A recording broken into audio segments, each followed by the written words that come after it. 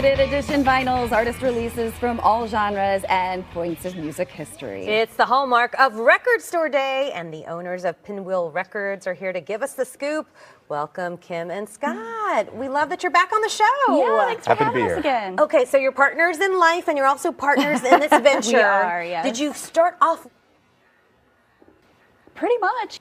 So this record, wow, look at that. At the very end over here, we have Post Malone covering Nirvana. and Post Malone is the Record Store Day ambassador this year.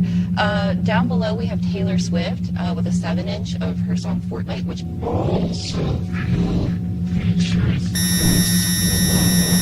Yeah, give us so sweet. Record Store Day must be huge in your life. I mean, Yes. gosh, these people... Yeah, I mean, some people, last year we were walking out, closing up for the day, and people were already standing in line at 7 p.m. the night before. My question is, does everybody drop, or is there some surprises as well? We really don't know. Wow.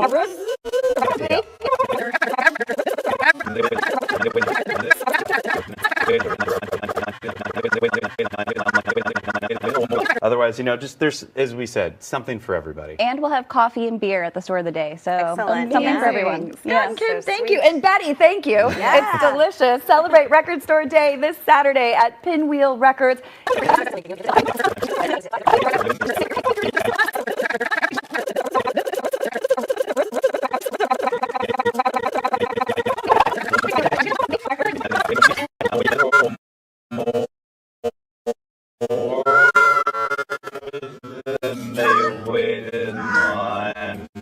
Ready, Dave? You're like, what records? This is the record.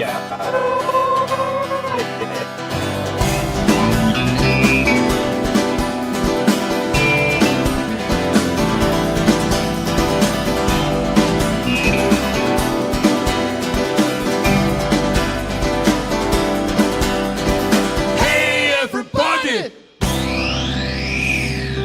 That was the last shot of the just the soaking ass. Leaning and just crouched down like they're about to just take man, piss or shit. but this is, I would say, Loving vinyl. Is that what you bonded over?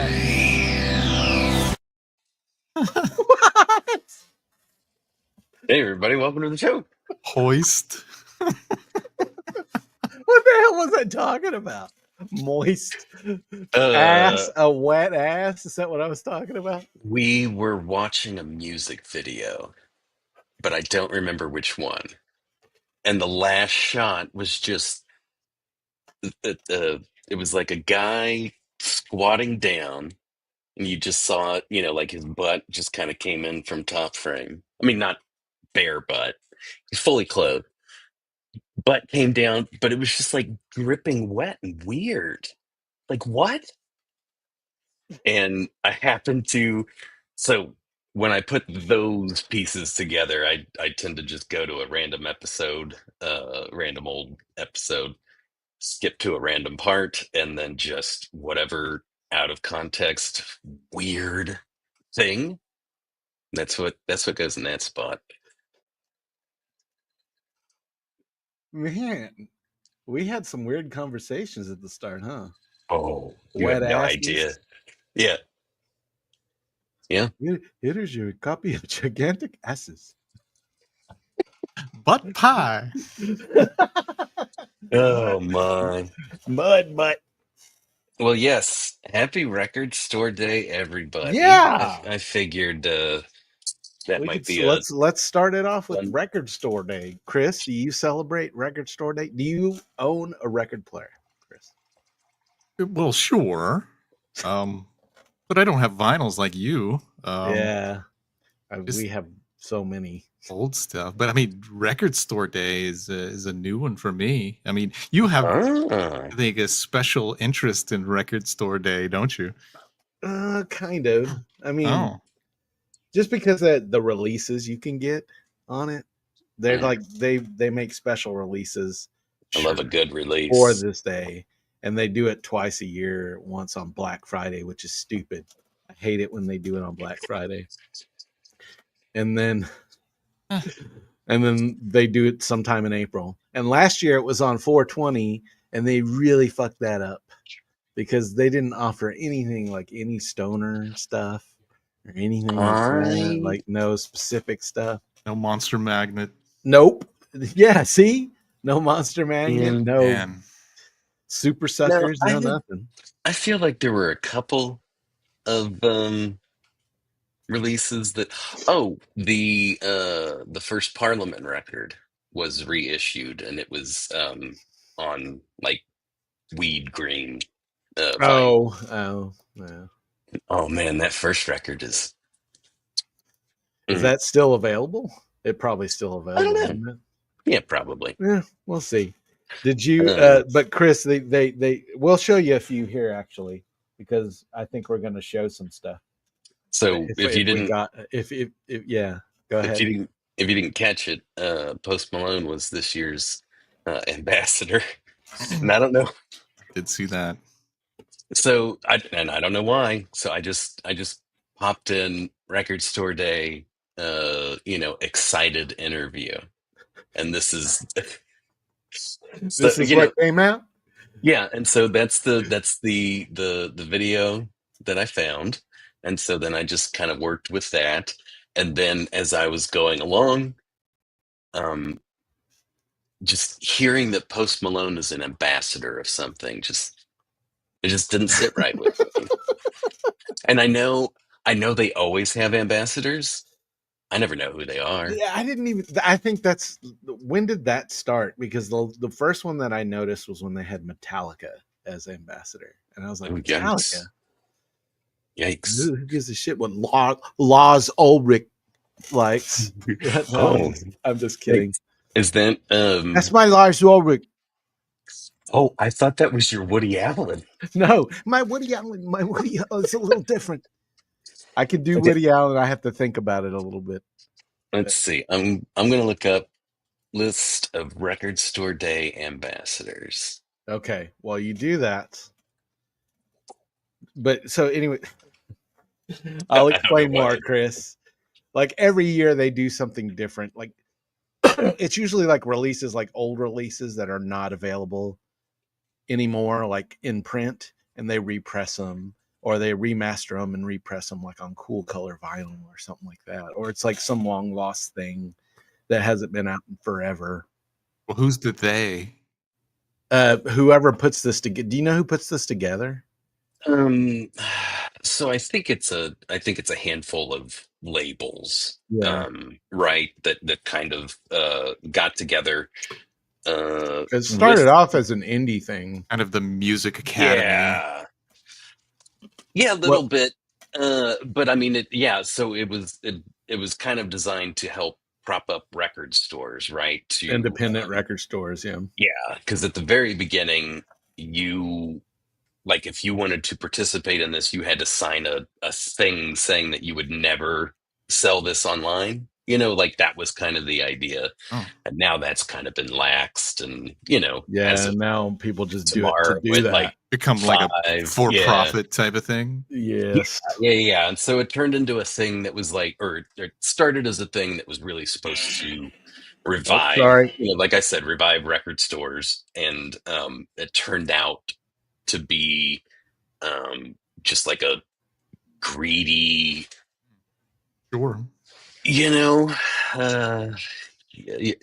anytime you do anything with, I think, like a decent intention, the people will take over, because greed is good.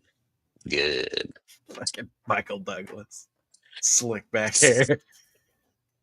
So the ambassador last year was Paramore. Oh, really? I haven't really listened to them. Do you listen to them, Chris? Do you know them? I mean, yes, I know them. See, I don't even know. I don't listen to their albums or anything. They come through on my playlists every once in a while. I think Jeff is a fan of Paramore. Oh, really? Yeah, I know that they have a lot of fans, and they're pretty big, aren't they? Yeah. And they have some really, really fun stuff. I'm not a huge fan, but everything that I've listened to is pretty good. They're usually like whacking and stuff like that, right? Whacking off, what? Whacking. Hey. And watch me whack off. Nice. Speaking of Adam Sandler. Yes, Was that was a a record record store? store day release. Today? And no, several years Wow. back.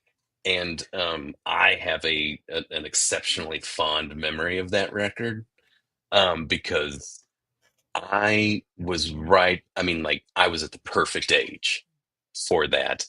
I knew that they were funny on Saturday Night Live, right? And so then you buy a tape and it's like got the parental advisory, and I think all of 11, 12, 13, I don't know when that came out.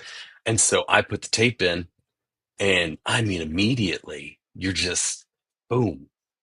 Yeah. I think Just every track on that was hilarious. smacked in, Just remember, it's they're all gonna smacked in the laugh at you. face. Yeah. But just smacked in the face with so much vulgarity. All I could do But was sit there and stare at Mm. big, beautiful, hairy balls flopping around. Holy jeez, I wanted to lick them. The what was at the principal and the buffoon or whatever. Oh And yeah. he just goes, I bet you got real hairy balls. I And still think that it's Conan O'Brien, and he goes, yes, it's a veritable forest down there. That was his response. I think Toll Booth Willie was probably my favorite on that Yes. See? one. And so when that came out on Record Store Day, I felt a pang of nostalgia and was like, I need that.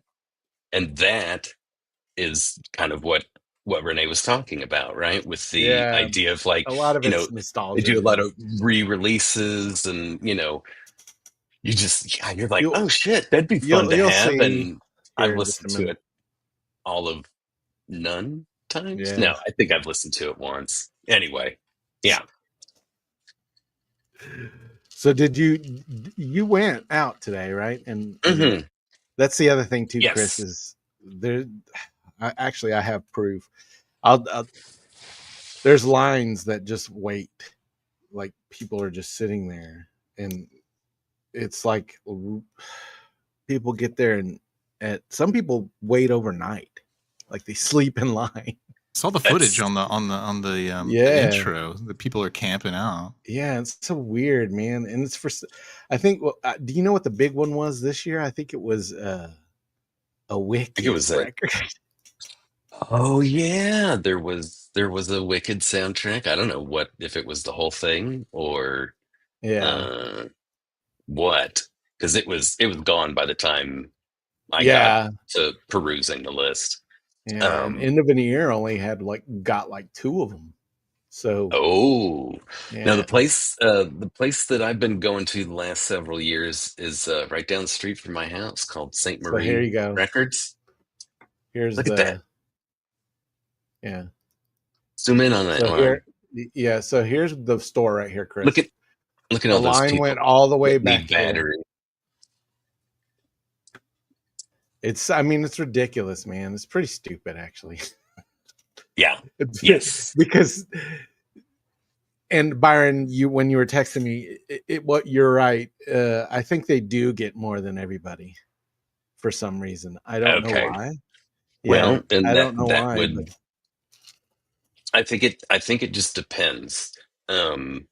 Because Doc's, which is another record store here in Fort Worth, I think stopped participating in it because they were like, man, it's too much of a political game, right? And they'll push certain titles that they know aren't going to sell as well, and say, okay, you have a better shot of getting, that 20 copies of that Taylor Swift if you order, if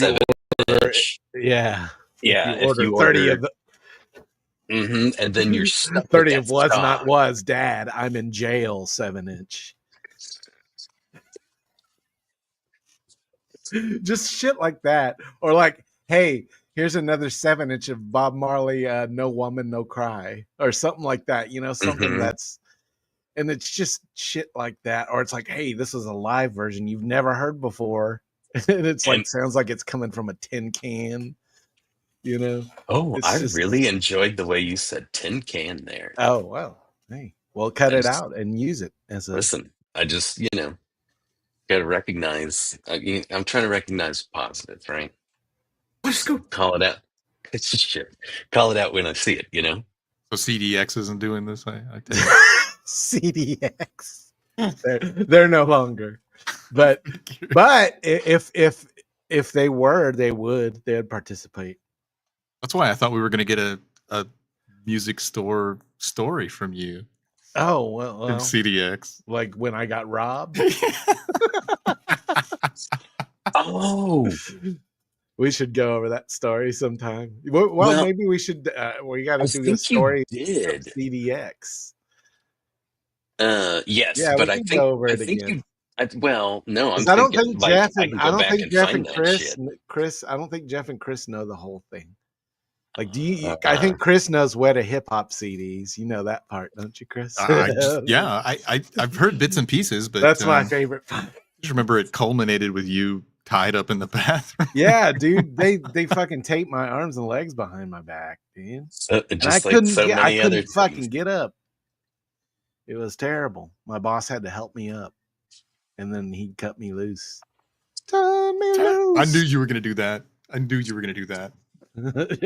Go with the lover boy. You gotta do it my way. Yep. But yeah, I mean, Keep going. did you get anything today, Byron, at Record Store Day? Oh yeah. Oh yeah. So I adore Vince Guaraldi, which I think I was wearing his shirt last week before, something like that. Mm-hmm. They had a special release of the alternate takes of that first jazz impressions of Charlie Like, Brown. oh, cool. And so that's pretty dope. It's on a really pretty like sky blue vinyl. Oh Love it. yeah. Then let's see what else. Oh, I went ahead and picked up the live recordings from Sly and the Family Stone because I love them so much. Yeah. I'm worried about that recording, but we'll There see. was a Meters one too, And wasn't there? then I also picked up that Meters. And they had a ton And- of those at Piranha. oh, did they? That's such a bummer, man. They had like 15, dude. Do you know who the Meters are, Chris? No. It's like Man.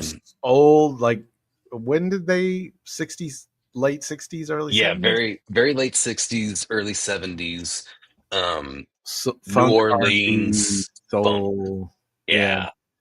And Mostly oh, instrumental, Byron. the Or first all instrumental. like I know. the first half of their records, were, and then they slowly started incorporating vocals. Damn it, who were the famous people that came out of that? Anyway, I can't think of their names right now, but I mean, besides Leo Noncentelli, which Yeah. oh man, he's got that fantastic afro. Oh my god.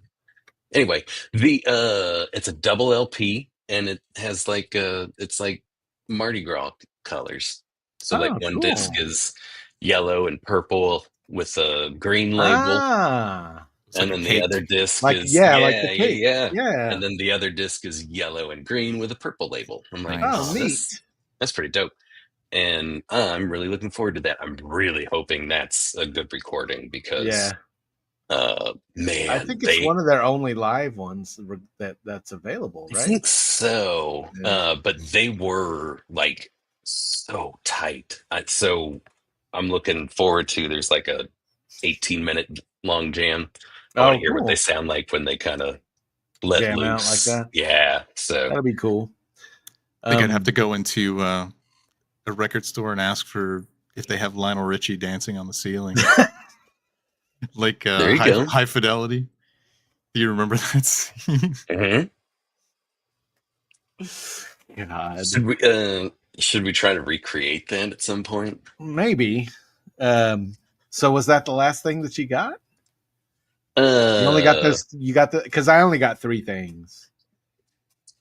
I want to say And that I I got have them something right else, here that I'm going but to I show.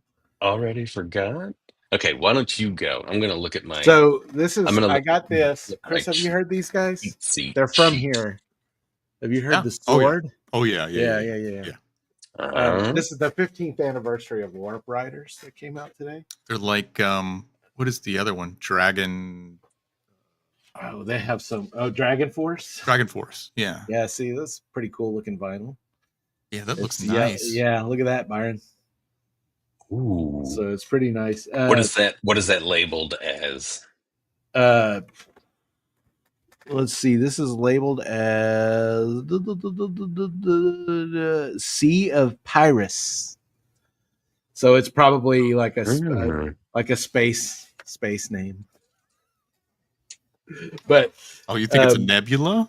I have no idea because the whole album is about like space stuff, right? Because it's that ship flying, and this is like an embossed cover, and it's like comes off the. It's really nice, but I got it at this little record store, and they had wristbands. They gave me a wristband because the sword played there tonight. And what? Yeah, and Ben was there. Ben bought a record there, so he went, and his son got my wristband, so they went and saw the sword play for like awesome, like a couple songs. I think he said it was pretty short, but it was cool. So yeah, but I got that one, and I got this one, Byron. This Gillies Peterson presents the international? No, they didn't have that, dude. They had like 15 of these too. Nobody was buying this. Tell me again what that is, because I remember reading it and going like, "Oh, that seems really awesome." And I was like, "Oh, did I waste my money?" Because it's all stuff I've heard, and it's all stuff I have. Because it's just like singles. Okay, like, it's just a mix by Gillies Peterson, right? So it's really good though. It's really good songs. So, and there's some stuff I don't have. I would recommend it for somebody that like, and it's this like kind of real like ice blue color. Ooh, that's pretty. But I would recommend it for somebody who wants to get into international anthem. And also, Byron, you would probably like it because there's a lot of stuff on here, like a lot of bands you haven't heard, and there's stuff on here that I haven't heard too. So, and Chris, if you like jazz, if you want to get into jazz, this label, International Anthem, is one of our favorite labels. They're out of Chicago. All right. And almost everything they release is great. Did they release these digitally too, like on Spotify? Yeah. Yeah. Hey man, you like jazz? I We'll was start sharing. thinking of the B movie. Oh, I've never seen that. Which one? Okay. The Jerry Seinfeld B movie? Yeah. You don't okay, hang on. I'm gonna find a clip. So now I have okay. Sorry. I did not mean and then to the last derail thing the I got conversation. is I got you this one, Byron. The Jazz Dispensary. So this is Chris. This label is it's also actually a dispensary, isn't it? I think they're in I think California. So. Mm-hmm. And they have a record label too. And basically what this is like usually like some funk, jazz, just real good stuff to listen to when you're high. All right. So yeah. But yeah, and these are on Spotify too. This is a really nice color vinyl too, Byron. You can't really tell, but it's like a marbled, like it's nice. I haven't listened to it, so this is yours. So crack. I'm just kidding. Oh, and that sounded so real. It did. I know. That's why I was like, "Oh shit!" I couldn't find the Vince Guaraldi. That's all right. I think that one was super limited. So there was another Vince Guaraldi because I am a Vince Guaraldi completist. I will have to track that one down at some point. It's like an egg-shaped 10-inch, and it's from like the Easter Beagle cartoon because he's the one that did all the music for all the Peanuts stuff. Okay. Yeah, it's jazz stuff. But yeah, we'll start sharing with you and Jeff more music in that we need to. I can send you Spotify links and stuff. Yeah, man, like that. I'd love it. Love it. But yeah, that's what Record Store Day is. I mean, it's for record nerds like me and Bob. Yes. And everybody else lining up around the building, apparently. There's a lot of Taylor Swift fans come out to them too. Sure. Yeah. Sure. But I mean, everyone gets like 30 copies of that, Yeah, but it's kind of cool because it gets those it's kids limited in. to 25,000. So Yes. they're trying Right, to it gets those turn them kids around in, and then they can look at. Well, that gets those kids in that are going to buy that, and then they can just look at like all the other shit that's coming out, and they're like, "Hey, this looks cool." Like when we were kids, like what is this? We'd have to, what is this cool album cover? I want to hear it, right? Yeah, and this fucking Eddie Iron Maiden. Yeah. Speaking of that, Not anyway, Iron Maiden. The other one that I picked up that I forgot about was I did pick up that Slint. Oh, the Tweenathan? Yeah. Mix? Yep. Yeah.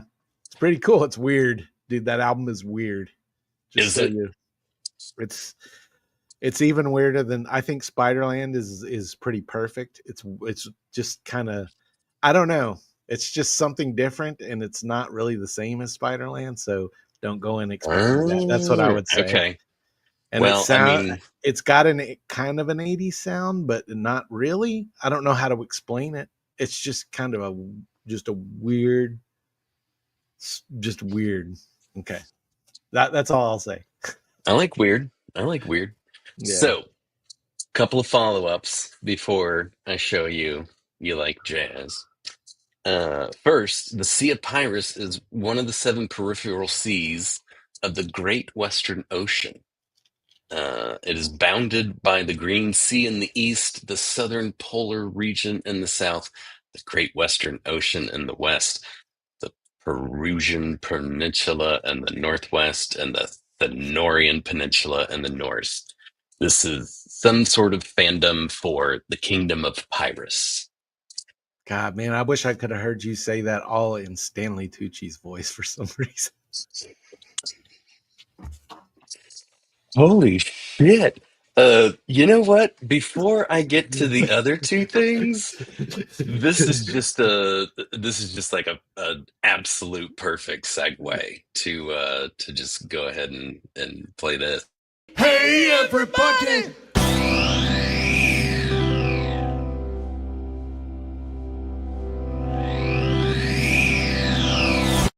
I don't know, probably for no reason. No, that was a high thought right there. Yeah. Live. So the Kingdom of Pyrrhus is it's a tabletop war game. Okay. The Kingdom of Pyrrhus. One other, the famous. I'm trying to think of how Tucci sounds. Oh, should we pull up a Tucci clip as well? We could do that after you like jazz. Sure, sure. But the famous brothers from the meters that I was trying to think of were the Neville brothers. Yeah. Oh, really? I don't know why I could. Much. Yeah, so that's where the Neville brothers kind of came from. And that may be all I need to know. All I need to know. Okay. You like jazz? You like jazz? You like jazz? What? It's a happy accident, Byron.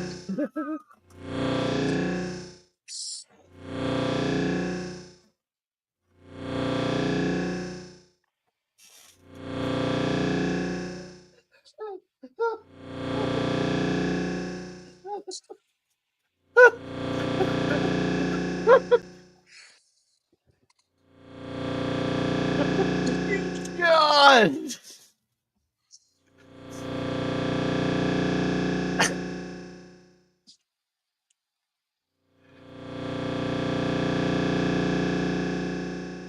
It explodes. Oh, was that oddly relaxing towards the end, or was it creepy? Very ASMR. I expected to hear like the devil's voice at some point. Like I thought we were slowing it down and we were going to get into like I figured that's something along those lines, right? But yeah, All right, good. We're keeping with the ASMR theme that we've been trying to do a hard pivot.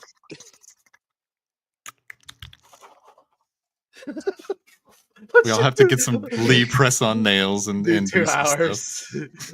Get my. Oh, did you get your Stanley Tucci voice ready? Or Oh no! I mean, that's the best I can do right now. I need to study it a little. yeah, I think maybe you do. I've got one planned Oh. for Lost Highway, though.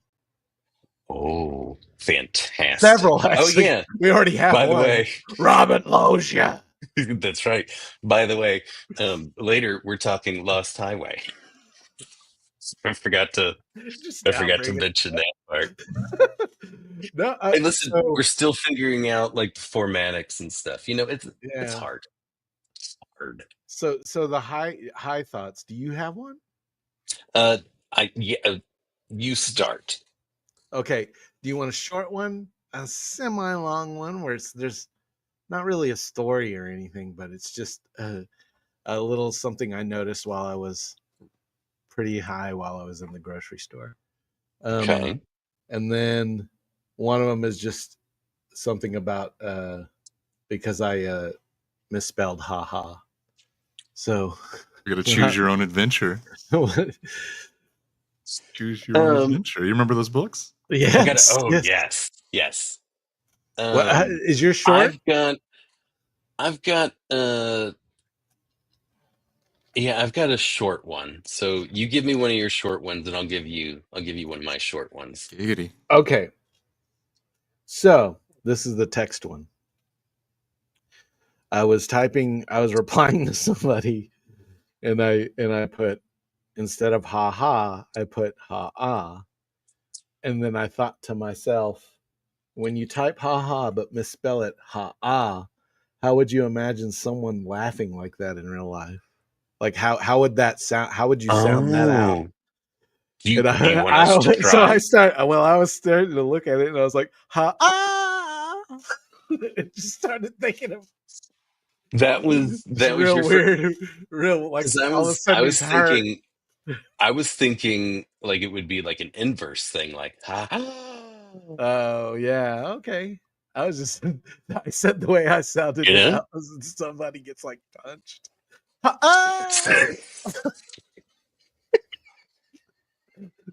Punched in the stomach. So in your scenario, he's laughing at something, and before he gets to the second ha, he gets punched in the gut. I tried to combine both of them. I'm sorry, that was wrong. That's okay. Mm-mm. But that was my. I like that. I don't know why I thought about that. How would you? Do you want to take a stab at that? That was mine. Mine was really. Chris, yeah, for sure. So what I would think of is how would you interpret that? So Back to the Future, George's laugh, right? Oh, gee. Yes. Oh, man, I didn't even think about that. Yeah, that's the first thing that popped in. See?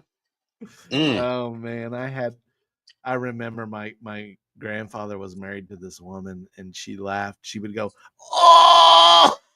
Whoa, that's intense. And I was just like, oh, God.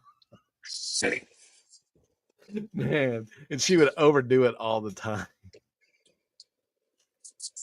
Like Jimmy Fallon. Oh yeah, she would. She would do like Jimmy Fallon. Hey, I'm Jimmy Fallon. I'm here too, guys. Yikes! That's a fantastic one. Thank you for that. Yeah. And I think that's a fun one to bounce off of other people, right? Because we had all three different interpretations. Right. So I think Chris wins. If you, we'll just have all of our thousands of fans just kind of record yourself doing your interpretation of it, and then we'll play them all back to back. That would be amazing, back to back. Yes. Yeah, exactly. So, mine, I do not remember where this came from at all, and it really doesn't make a whole lot of sense. And it just says J. Crew, but vulgar J. Crude. What? What are you saying? Hang You on. saw that somewhere? Nope. This was the thought that I had. J. Crew, but vulgar J. Crude. Crude. Right? And then I had follow-up thoughts, which was, what do they even do? And then I said bedding, clothing, and then I couldn't remember what J. Crew even did, right? They do So like they do both of those clothes. things, right? They do And clothes. okay, so then what is vulgar clothes? I mean, I can tell you the first thing that popped into my head when you said that. Okay, good. Go. So you know, you've been into, like, you remember Abercrombie and Fitch, right? You'd go in and they had these posters of like beautiful people, like half naked. Yeah. It would be like Yeah. overweight people, like taking shits on the toilet. All, you know, just that kind of stuff. The ad for the ad J. for the pants. Crude. The ad for the shorts or the pants. The butt crack. The butt crack, Mhm. or like the bottom of a stall with the pants falling down. Around the ankles. Yes. That's how they do all their That's the ad, marketing. and it's black and white, and it's like serious. It's like perfectly, yeah, it's beautiful, black and white, but just horrible. J. Crew. What are you looking at? Yeah, that's the. It is. Oh, is it CRUDE or CREWED? Oh, no. I wrote CRUDE. Okay, But so- I mean, that's a really good question. Oh, though, you for know? sure. That's So why like the yeah. crudes, like the animation, the crude, J. Crude. Uh-oh. Oh, It's the no. Man, caveman. who would have ever thought the fucking Crudes would come up tonight? Man, I've never even seen that movie. Oddly enough, I just know Nick Cage does a voice. I've seen on it. both of them. hey, oddly enough, I was looking at the betting odds on the pre-show, and that if you bet on that, Oh, you really? got a shit ton of Wow. money. Yeah, 50,000. yeah. I mean, if you put in $5, yeah, Yeah, that's how big of a return that was. Go buy some stonks, everybody. Stonks, buy- everybody. Go buy some stonks before the stunk market just disappears. Okay, I want another one from you, or do you want to save it? No, I can do another one. So let's Okay. do this, because remember we got Tales from Video Library coming up, too. You know what? Let's go Wait. ahead and move on to that. You want to move on to that? Okay, yeah, let's do that, because we can save mine. Exactly. Those are not time sensitive. I want to get to that because I have a story either before or after that I would love to share with you guys. So just to let you know, okay, well, let's go ahead and play the intro. Oh. Tales of Video Library.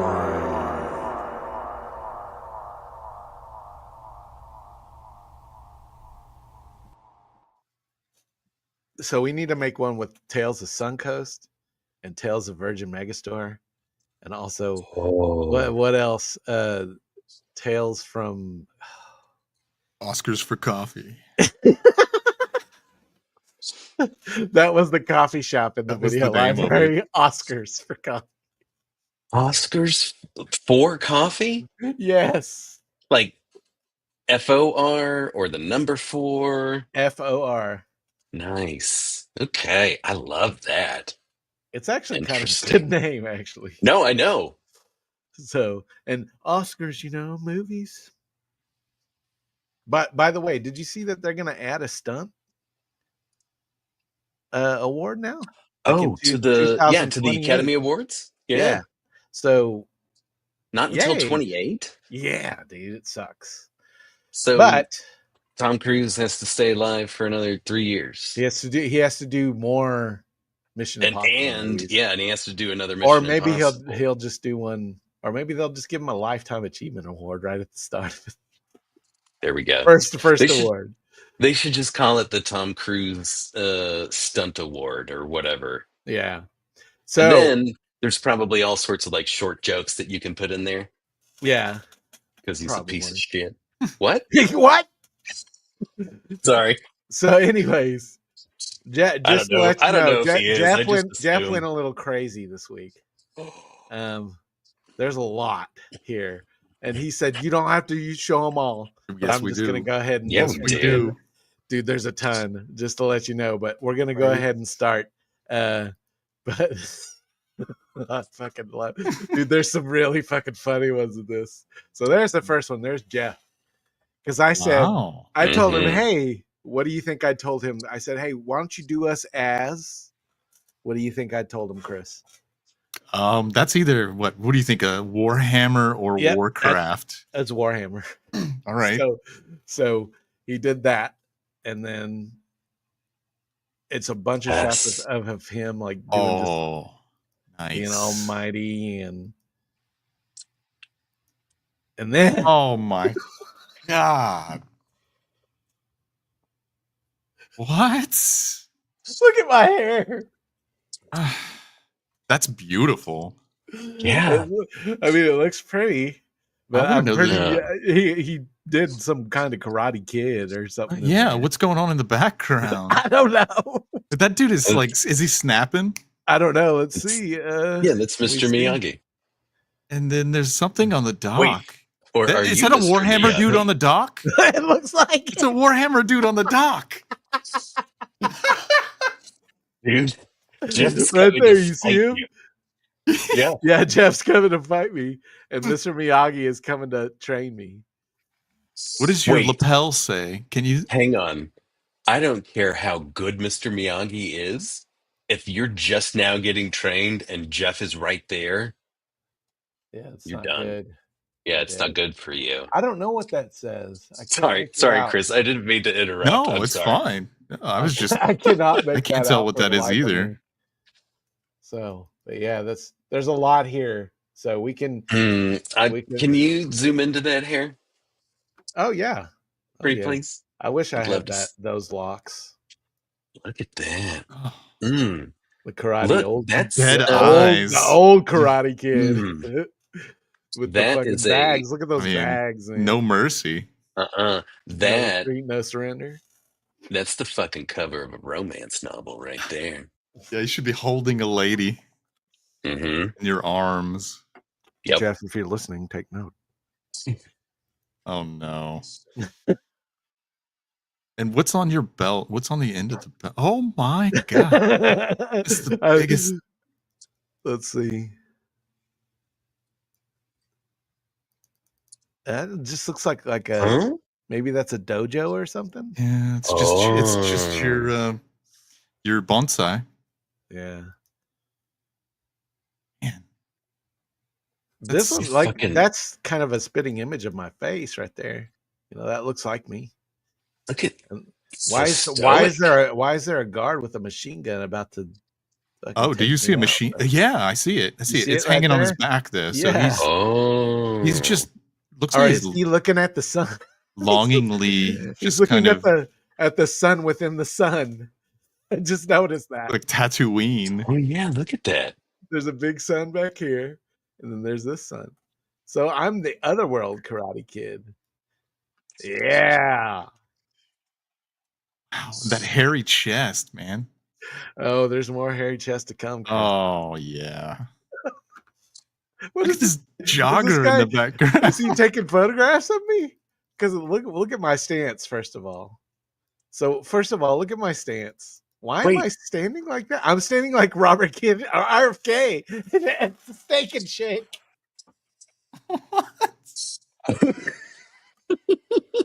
Pull up that picture, Byron, and I we'll was- show you. I was also gonna say it looks like you're being sponsored by Red Lobster. What's going on right here? Very that? disproportionate. Yeah, it Yeah. is. Oh, yeah. Get those cheese Yeah. biscuits. Your head is gigantic on that body. Yeah, though. I know. There's a lot like that. This But guy's see, like, jogging. is he jogging? Oh, he's Or does mowing he have, the lawn. yeah, or does he have like a sniper rifle right there? And he's coming after me. Maybe. Or is he controlling a drone? Or is that supposed to be Are like some you weird the augmented drone? bike broomstick witch Quidditch thing? Obviously. Mm-hmm. Not the double sun here, guys. He's controlling you to stand That's like why I'm RFK. standing. Let me know when you have that picture if you want Because to see it's it. oh yeah, I forgot to look it up. Okay. It's like Gamer. Okay. Oh jeez, the movie Gamer. God, God, fucking movie. Take and shake. Gamer. That's another one. Who would have thought Gamer would have come up tonight? So I'll wait to move on until we get RFK showing here. Gamer girl. So here's the rub Okay, I'm here. gonna So remove it. yeah. So I just Googled RFK Jr. standing weird, and so many things popped up. I just thought that was funny. I'm gonna type in the Steak and Shake one because apparently you can't just type in RFK Jr. standing weird. You have Not get to something normal. specify the weird walk There it that is, he there it is. had here. Okay. Let's see, hang on. Yeah. Nope. He's just standing weird, man.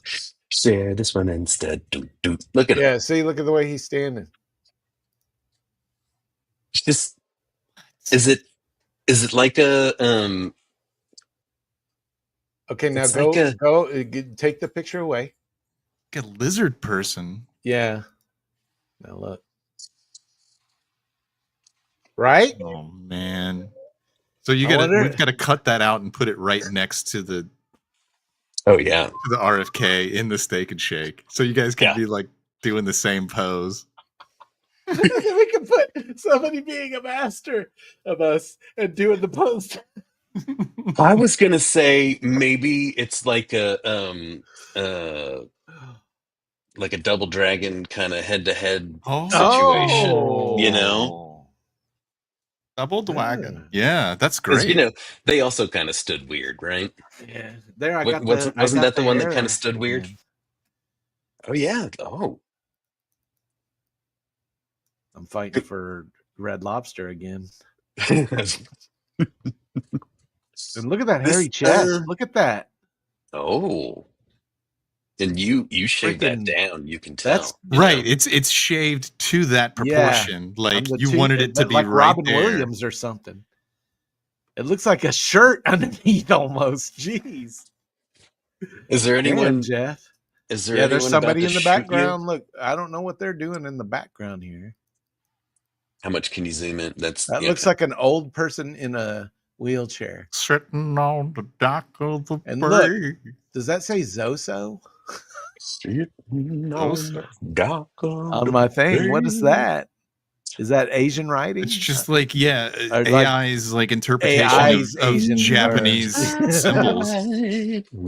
But see, they're a lot like this. Like a lot of these look the same. Like there's another one where That's like a Keanu Reeves haircut, though. I look a little Keanu there, right? Yeah, you totally do. Oh, But again, And your belt is hairy super chest, short man. now. Belt is so much shorter. And Like then the what little. is this guy doing? Is he peeing off the dock? Oh, he's whacking it. He's like that chest. Yeah, he's like that hairy chest. Look at that chest. Why? I have a Steven fucking Seagal style. a do rag. And this guy's Wow. like got a cannon here, right? Is that a cannon? Why does Or that like- one look or like one of those you and I had old-timey a baby? machine guns going.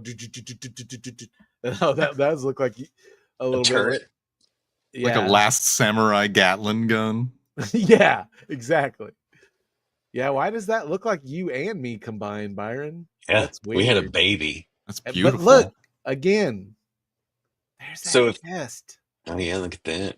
That doesn't come from my side of the family, Renee. Doesn't I can really tell come you from that mine much. because my Uh, dad's not hairy.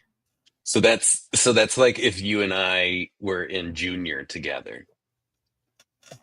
Is that the is that the one where Arnold Schwarzenegger was pregnant? Where he gets pregnant, yeah. And then Chris, Look I at think that that makes smolder. you who's the other Uh, Danny the other DeVito. Danny DeVito. I don't know. I don't He know what was. that They were I don't know how it twins. That was works. twins, right? No, Danny DeVito's in it, and Emma Yeah. Thompson is the woman in it. So Yeah, that makes they were. me Emma Thompson. Yeah, Arnold was in 2 Danny DeVito movies. yeah, dude. Oh man, I guess The I always best pushed them two. together. This one is Yeah, you're right. a lot more Keanu too, right? Look at that face. I like him when you push them together. Mhm. Look at that face. Look at those Oh, teeth. that Those is chops. that's That's a very smolder, man. That's That's very Keanu. Keanu. Yeah. Right? And then what's this guy doing? Throwing chum out in the water? It looks like he's gonna like Well, throw like a Did his arm what is get that? cut off? Yeah, his cut off arm. He's Is gonna that his- throw his is cut that- off arm at you. Is that his robot arm right there? Steve? Mhm. looks. He's It trying looks to like get he's your attention. navigating the stars. What is that? What were those devices where you? Oh yeah. I don't know, Look but at I this know what you're fucking talking face, about. Man. Man, we're barely into this. This is gonna I take love- forever. I love Rene Keanu. Oh Look, there's 2 of me. yes, it's your master. Yes. Look, there I am there, and there I am there. Look, I got some bushy Okay. eyebrows right there, though. And I've got like I got a little racism going on here with the Asian. Uh huh. You like the way I phrased that? Oh, do you? Look at that, and there's the hairy chest, man. Mm. What is Keep this? that. Listen, Jeff, keep that hairy chest coming. That's all I'm saying. Oh, you're gonna see more. I'm telling you. Gives me a boner. You might get Why are you slouched? Don't shirtless. slouch. This is like just You're caught up in the moment. Posture like, check. I'm being serious here, and that Oh, guy's got That dude 3 is legs. fighting. He's ready to fight. Yeah, What he is he? is. Or he's like mid fall, like he's He's about to fall back sinking into the Or dock. is he He's melting is he into the humping dock. that? Are you Oh, sure he's not shit. humping that? I mean, Humping I'm that never- log. I'm never gonna rule out humping. And then there we go. Yeah, why am I slouching? Did you have a bad day on this I photo? had a bad day. Your mama don't lie. Oh my god. Who am I? That's not even me, dude. That's Mm-mm. Asian Rene, right? That's God, that's like a dude in. Did y'all watch the new Shogun? That's what I look like, a character in that. Mm. And then I guess that's my master, right? Is your belt getting shorter? Is it? Oh Yeah, no, a little bit. A No, little I think bit. it's back to regular length. So what's going on with my master here? Is that hair? Yeah, it's Is got to that be a hair. hat? Otherwise, it's like a disembodied face floating. Yeah, floating face. but that's got to with be the no hair. back of the head, right? Or is he wearing a hat then? Yeah, See, it's got to be a this hat. one looks like he's peeing to me. Sure. Him? Yeah, Like, I'll be right back. that's what your master's doing in that one. Fucking He's like, don't drain look the at me. snake. Don't look at me. I got a shy bladder. And that's why you're turned that way. Oh, there's a short-haired one.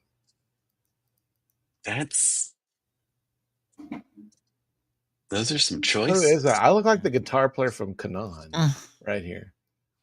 Fire. A little bit. And then these people are just watching the waves like violently hit that post. And that dock is broken in the background. Like, Right there. it's not connected. You gotta jump to the end of the dock. That's a hazard Sitting right on the there. dock. Let's see what my feet look like. This is for Quentin. Oh, those toes. I've had enough, okay? That's what he would Oh. say. I don't like your feet. Here we go, guys. Oh, What? what? I don't know why, but Is this outfit that you're in? I don't know. Okay, I love it. I Is it didn't. like I didn't get is it this- either. Like some shorts and a tank, right? because like well, I mean, listen, from the top up, kind of looks caveman, and then from the bottom down, it looks like racquetball. Fag. know? My name is THAG. Fag. Oh, that is not what I heard. Yeah, that dude. First, Are Look at you those looking? eyes. You're looking at Look the at those camera. eyes. You're not looking at the predator. You're looking at us. Look to the side.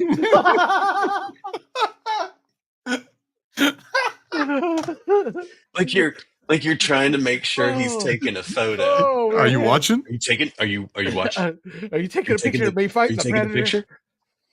And you're bigger than the predator too. Here comes the predator. Gigantic. Yeah. Yeah, because Predator is pretty big, man. Yeah. And why does he have these weird, like these He's got dual lightsaber lightsabers. things?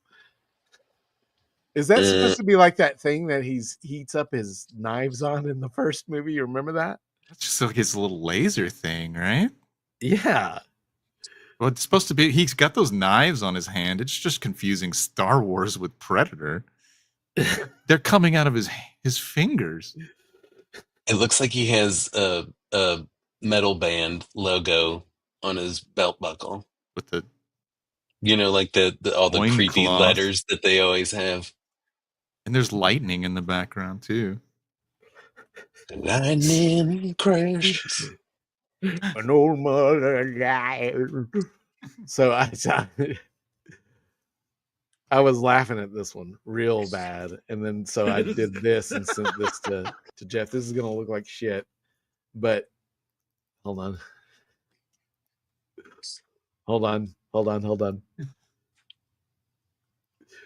Oh wait, shit! I hit the wrong button. Damn it! Hold on. Well, this will be easier. Here, let's see. Okay, you ready? Boom! Look at that. Look at that eye looking at you. Yes. Are you taking the shot? Are you taking the shot? You taking it? Oh, wow. No, back. That's fantastic. But so there's one. These man, there are so many of this one Predator ones, man. Look at that. It put me in that outfit again. Look at that. And we're like, what are we doing? What? So what's happening here? Whose laser is that? I don't know. It's like we're both holding a think- laser. It Is looks it like like- you're is this like- pleasuring his laser. Or it's like Michael Jackson Bad Fight, remember? Where they have to hold on to each other. Yes. You can't let go. You can't let go of the. Except it's a laser. It's like like. Look at these Well, it's the- shorts, man. look at the above calves. knee.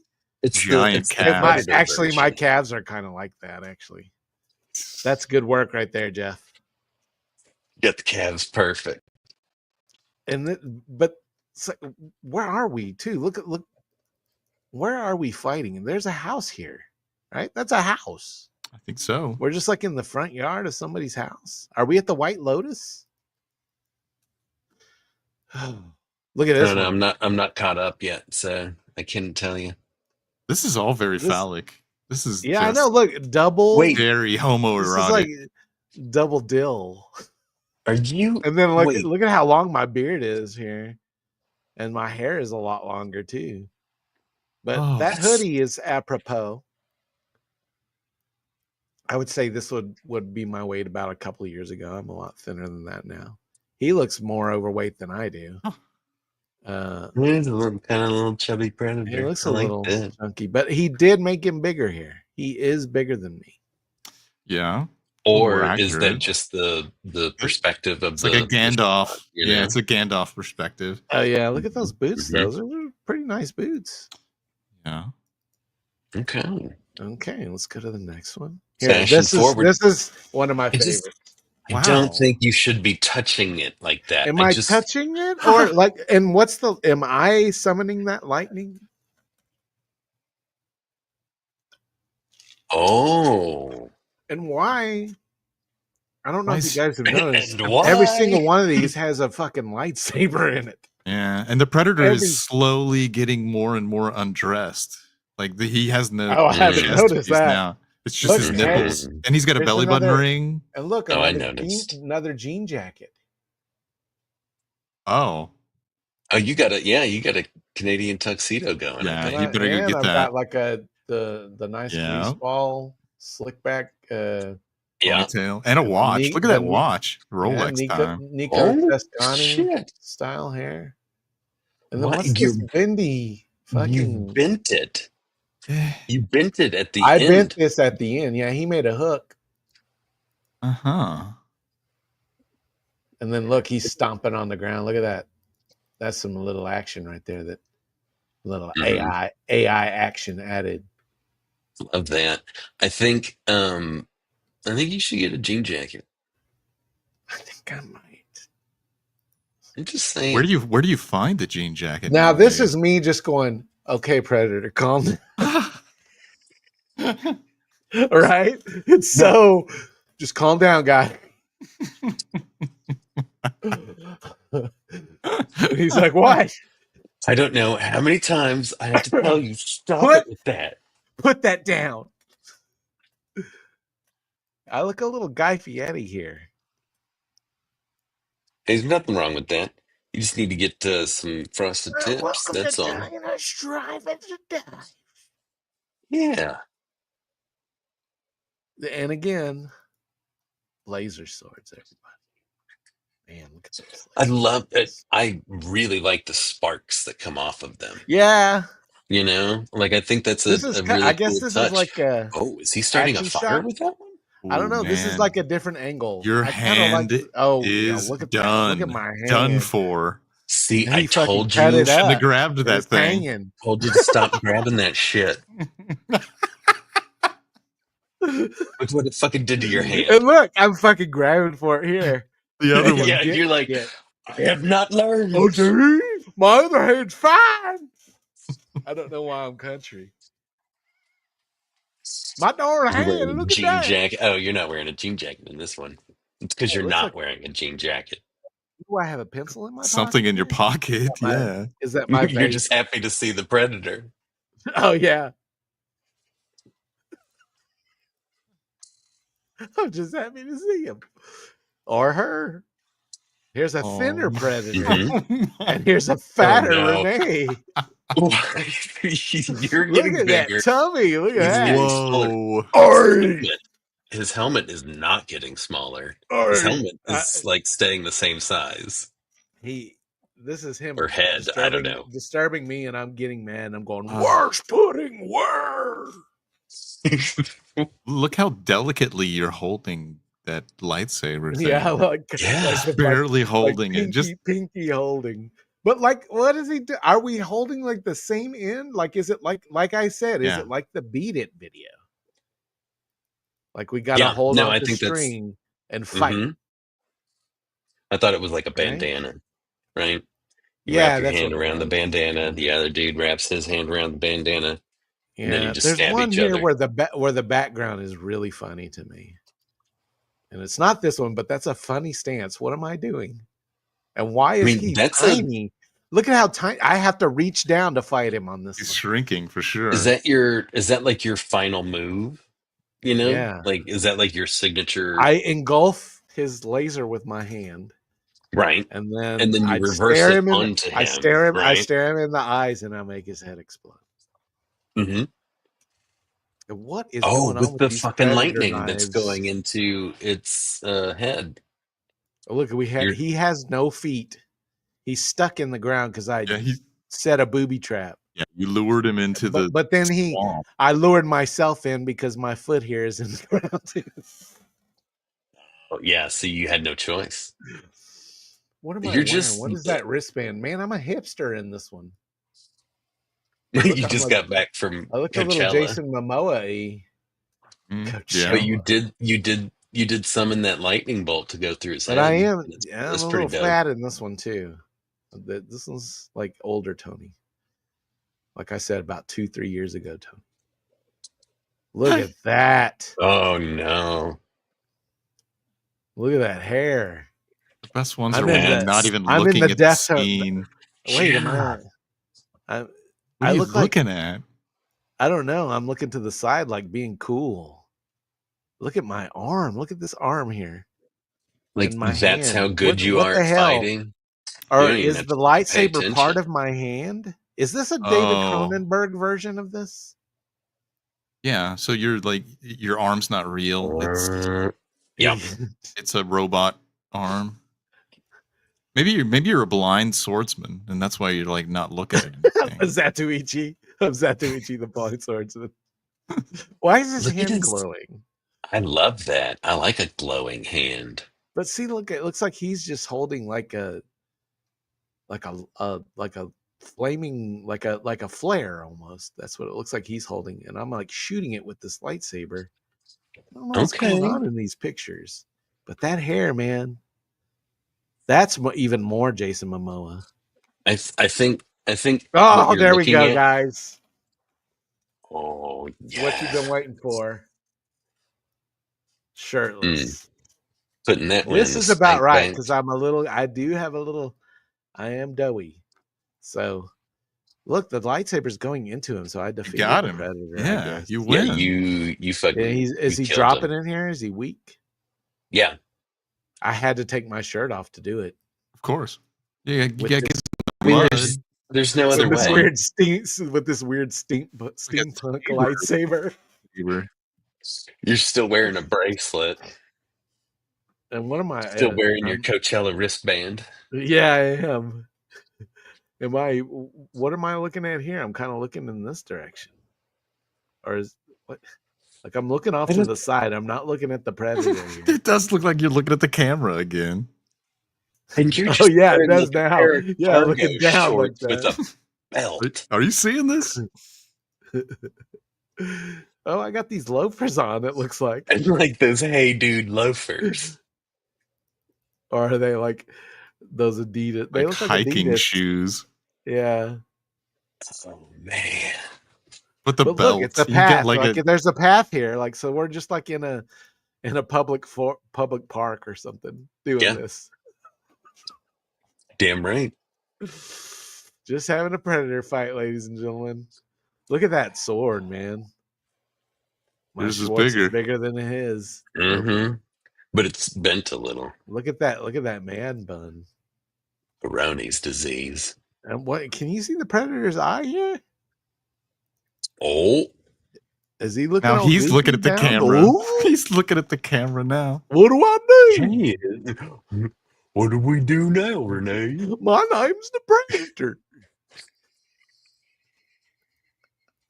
Why does he have a non-glowing weapon now? I don't know. He has a knife, but look at this, dude.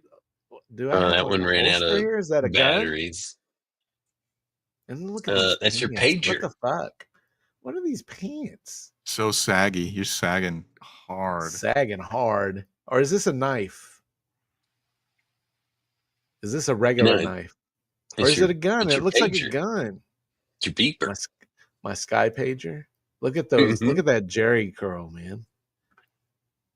And you got a little bun Yeah. too. You got a bun and a curl. We're sparking up the ground for no reason. We're gonna start a forest fire here, guys. Yeah. Smokey's Yeah, see, gonna come once along. again, there's just like a path here. Like we're just in the middle of a fucking park. There's another man bun right there. Look at that. Both your hands are And done. then there, I'm electrifying his lightsaber. Oh. But he You might did get a thumb.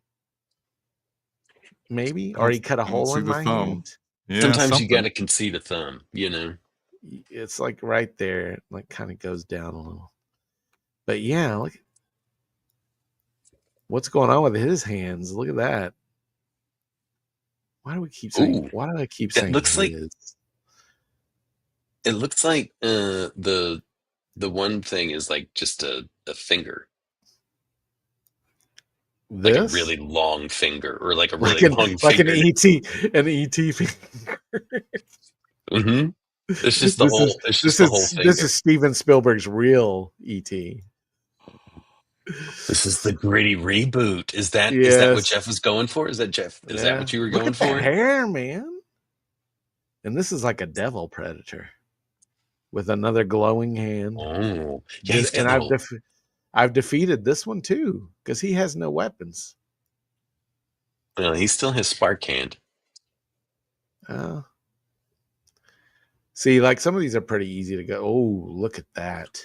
Oh, What did he do to my arm and my hand? Oof. oh, That looks like yikes! that looks like I did my own stitch job, right? No, that looks like you're turning into an octopus. Is this like District 9 where I start turning into one of those Yeah, guys in that?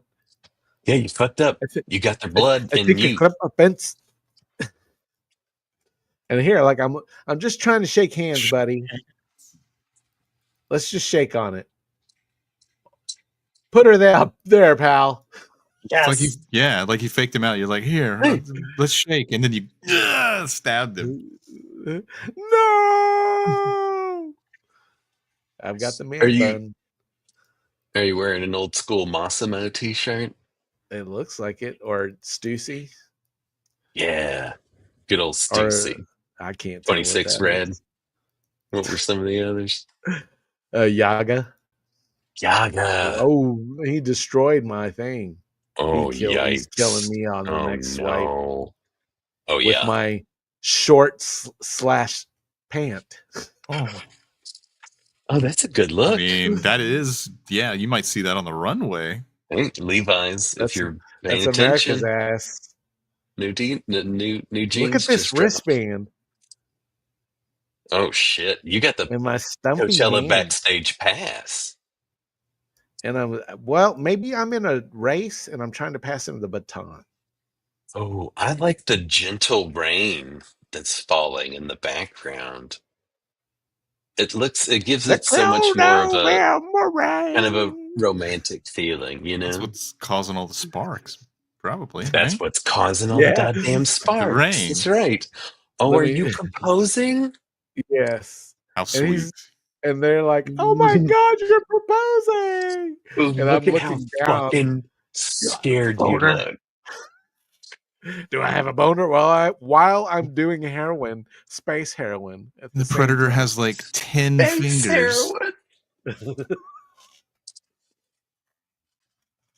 Space heroin. Look at his Yeah.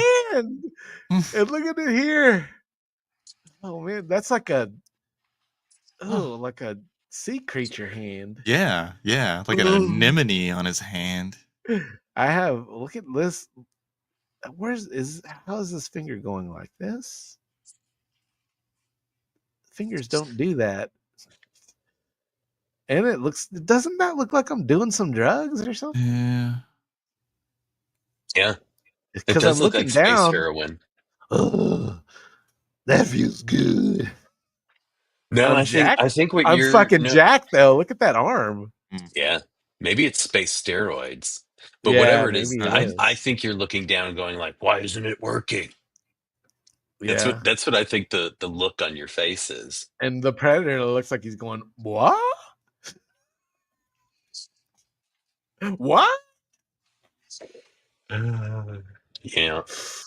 What? You know what? We might have to do some more of these next week because there's a lot, dude. I haven't even touched. Oh. So this is me. Oh. This is samurai version of me. Because look, there I've got the racist eye thing there. going.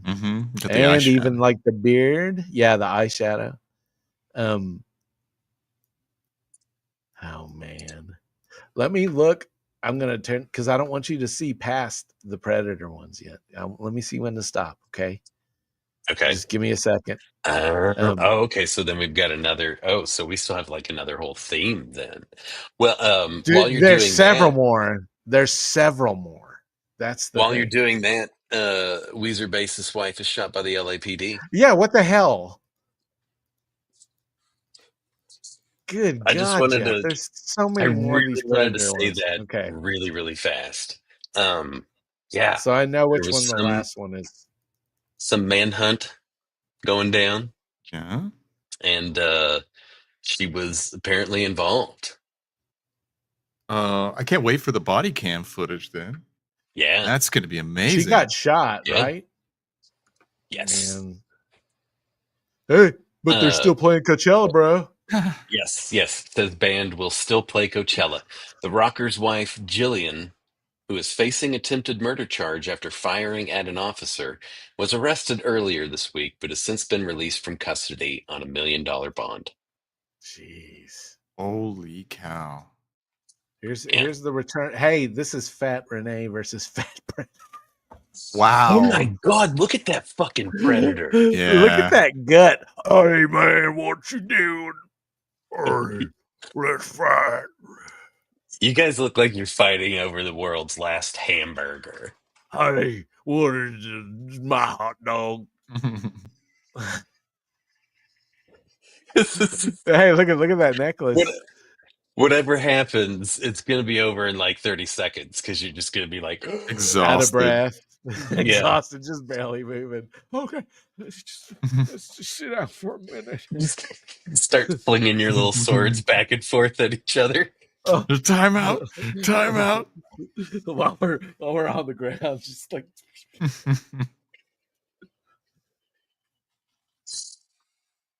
oh man. No, look at that. Shirtless. Completely shirtless. And that look at my fucking muffin top. That's all right. Wow. I cut off the predator's fingers with my gun sword. I can't tell what his reaction is though. Like, huh? yeah, It's yeah. Tim Allen. And it's Tim going through his Allen. leg too. Oh Look, I'm shit! It's cutting his about to go leg through off. his leg. Nice. Slice and dice, baby. Oh man. Is that some blood too in there? That's not just sparks, you think? Oh yeah, there's got to be a little blood going there. Yeah, Dude, I had to be shirtless for that one. yeah, of course. Here's fat for me. You look like a substitute teacher.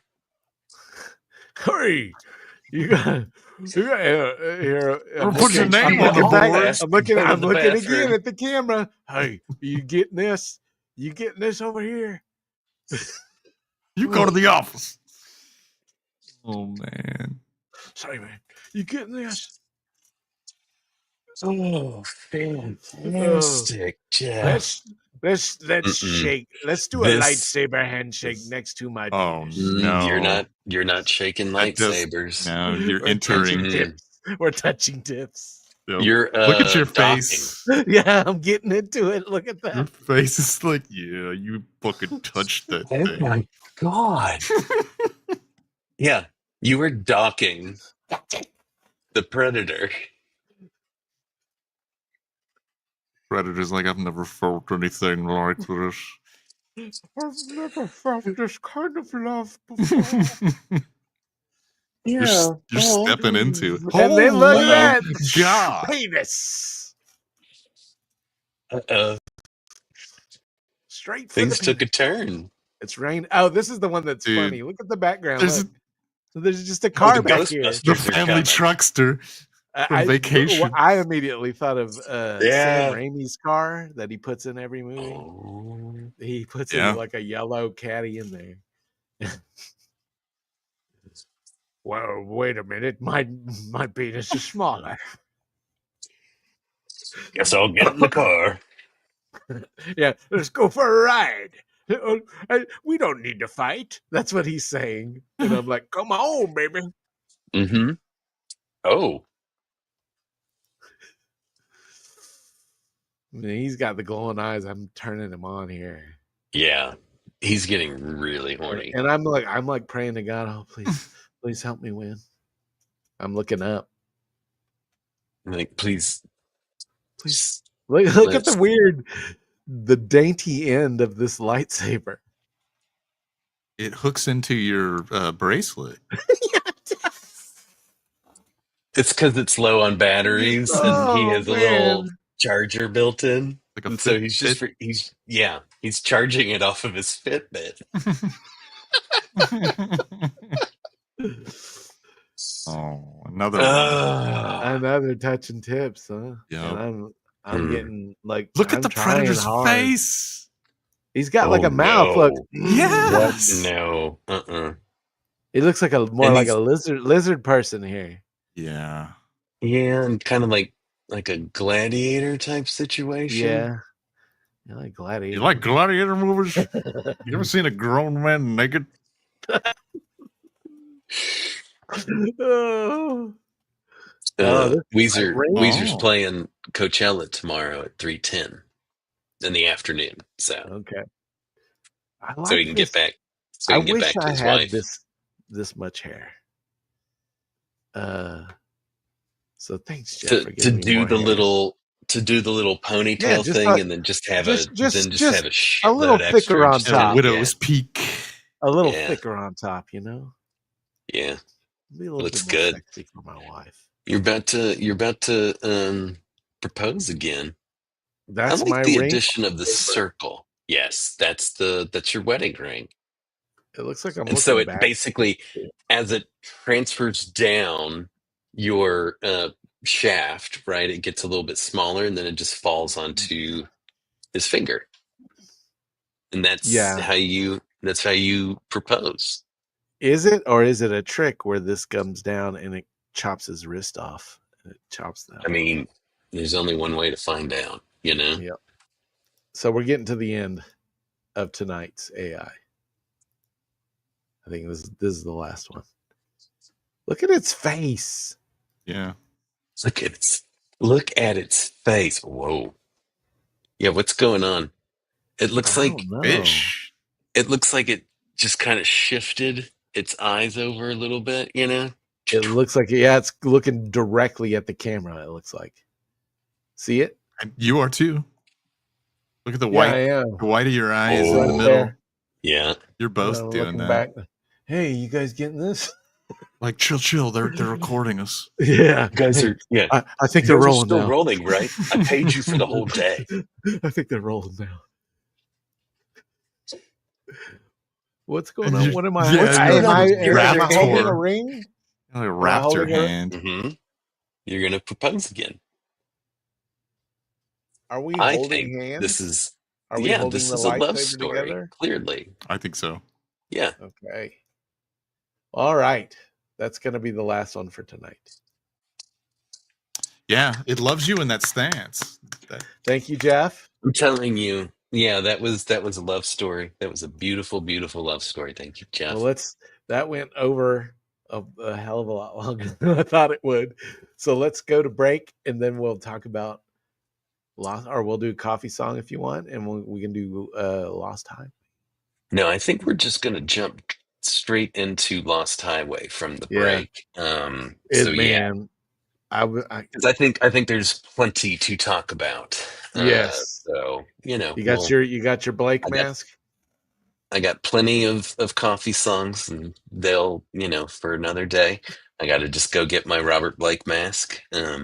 So while I do that, let's watch this old gym where we meet a good friend, Okay. Robert Broccoli.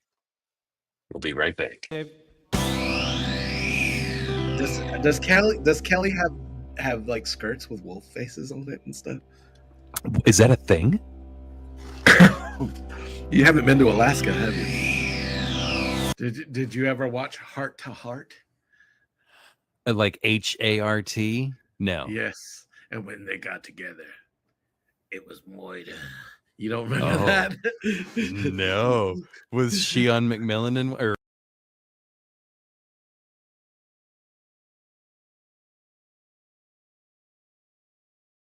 was she on Heart to Heart? No. Robert Wagner was.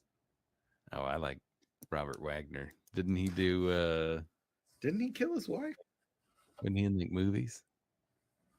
Robert Wagner didn't kill his wife. I thought he threw Natalie Wood off the boat. Was that Robert Wagner? Yeah. And Christopher Walken was there too. Do you know about that? You know Natalie Wood? Yeah. Yeah, she was. I think she was married to Robert Wagner, and they were fighting or something like that. He didn't. Nobody knows what happened to him. Oh yeah, it was him. But yeah, it was him, and he was real good friends with Walken, I think, at the time. And and wasn't that they a think thing? that like there's like all these rumors like he was mad because he thinks that Walken was sleeping with her, and so he killed her. But I don't know. And then they just say that she fell off, and drowned. But so wait, what? They were in a boat together. They were all on a boat.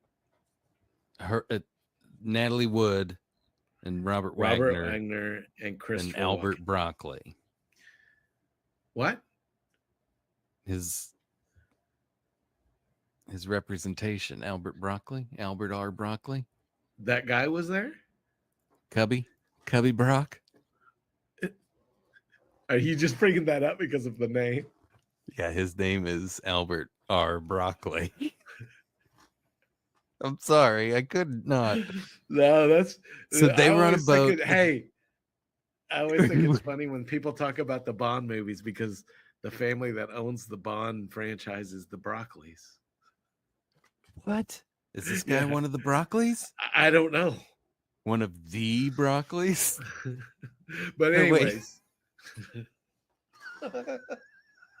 We can't do these shows where we're actually on Wikipedia because we will never talk about anything else. So wait, so Robert Wagner and Christopher Walken were on a boat with Natalie Wood, and Robert Wagner was like, "Hey, you are sleeping with my buddy." That was the rumors that we don't know.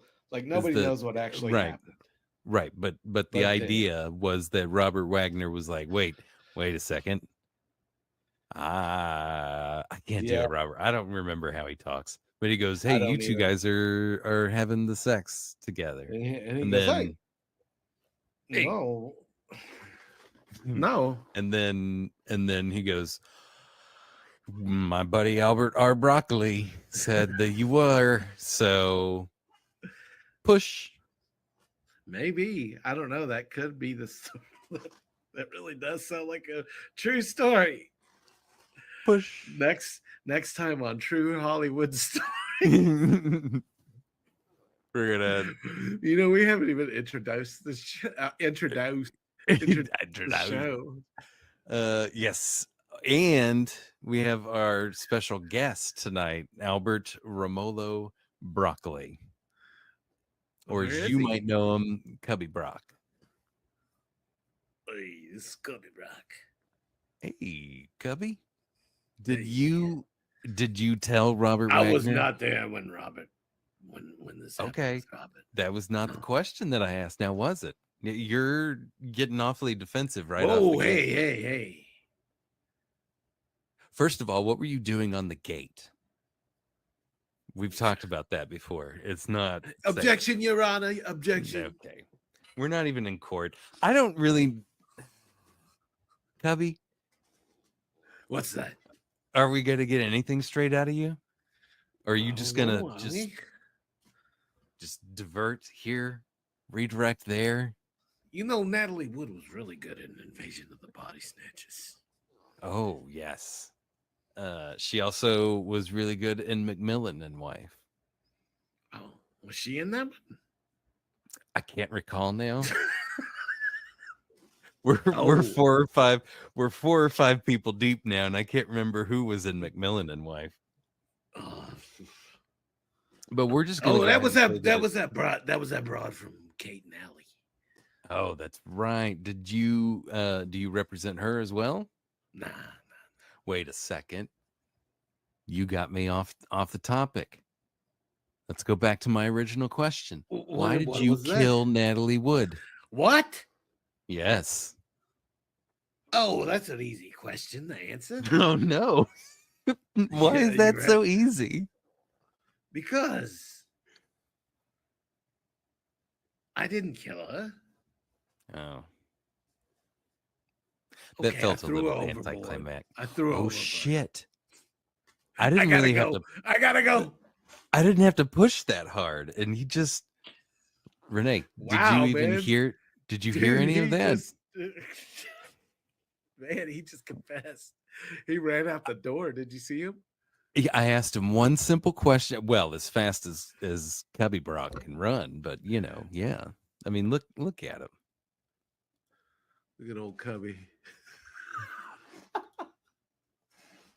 Can we wait? Man. Hang on. Can we do this?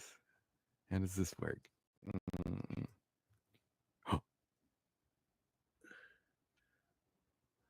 There he is. He's coming after us. That's some good special effects. He's coming.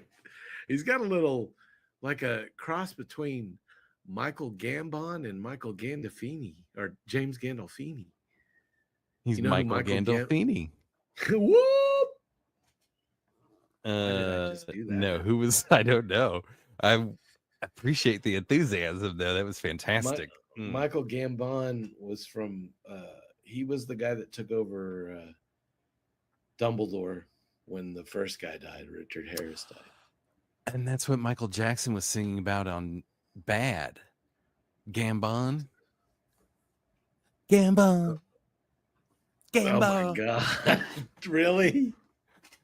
Michael Gambon. All right. I really like you in the cook, the thief, the wife, and the lover.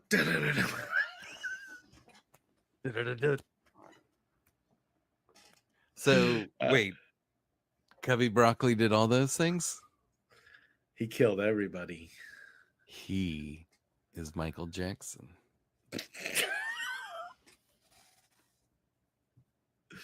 Oh man. Okay. So what were we talking about?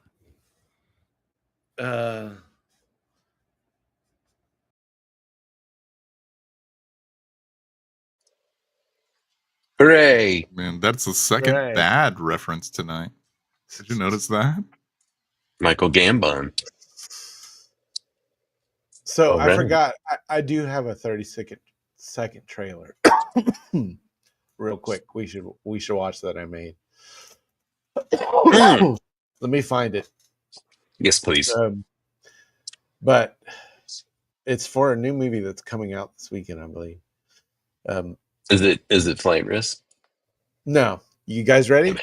I'm gonna play it right now. Take him off the board. Take him off the board. Take him off the board. You know there ain't no rest for the wicked. It ends here. No, I want them all. I want them all. You recognize her? You jump fast, you might survive the blast.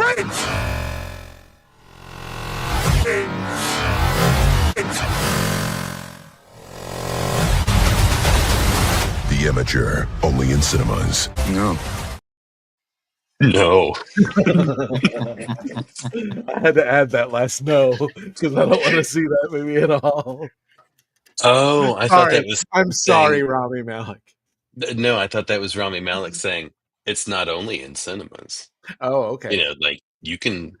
I was good, man. I was gonna make it real somewhere long, else. and No I was doubt. gonna have him saying no to a lot of stuff in it, but I just didn't have time. I didn't have time. Hey, you know, So, maybe a seed was planted. You know, in it was somebody's brain. But I Who forgot knows? that. So, do you have a trailer for? I Lost do. Highway? Yes. Okay. So let's start there. Okay. Try some new Minute Maid orange tangerine. It's got calcium. Wait. you played with exactly what I was gonna play later. Dang it! But I forgot. Oh, I forgot to Oh man, what a wasted joke! And everything was Here, perfect I too. have wait, I have the trailer. Try some new Minute Oh. Maid orange tangerine. It's got calcium. Then I'm not drinking it. Oh, no, it's sweet. You'll like it. I don't believe you. Well, then who would you believe? I don't know, Robert Loggia. Whoa, Robert Loggia. Billy, your mother's right. A Minute Maid orange tangerine tastes great. This got as much Whoa, calcium as milk. Robert, you say so, Mr. Loggia. Yeah. This is great. Enjoy your breakfast. New Minute Maid orange tangerine with calcium. Yeah. Yeah. So I do actually have the actual trailer, which is here. Man, I you took my video. So and I apologize. No, but that's okay. That's fine. I can't think of Robert Loggia or see Robert Loggia Without thinking of that. kid, and very specifically that kid's face. When I saw that commercial again today, I was like, that's exactly down to the curly little mop top. That's exactly how I remembered that kid. That was the same angle, like it's burned in my brain. It's amazing that he knew who Robert Loggia was. Like, what are these parents letting this kid watch? I don't know. Maybe Robert Loggia. He's Those like are- all casual yeah. about it too. Those are some kick-ass parents, especially if they let them watch this. Robert Loggia. We've met before, haven't we? I don't think so. At your house, don't you remember? No, I don't. As a matter of fact, I'm there right now. That's crazy, man. Oh. Call me. I didn't think I was going to laugh as much as I did watching this. I think there's I'll no such thing as start a that. bad coincidence.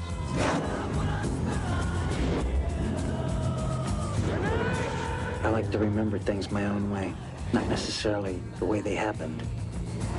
Necessarily the way they happen. Someone broke in and taped us while we slept. Is that you? Are both of them you? We have to get out of here. Why didn't you tell me anything? It's been a pleasure talking to you.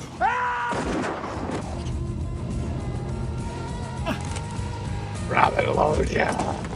Robert Loggia! If I ever found out somebody was making out with her. He'll kill us.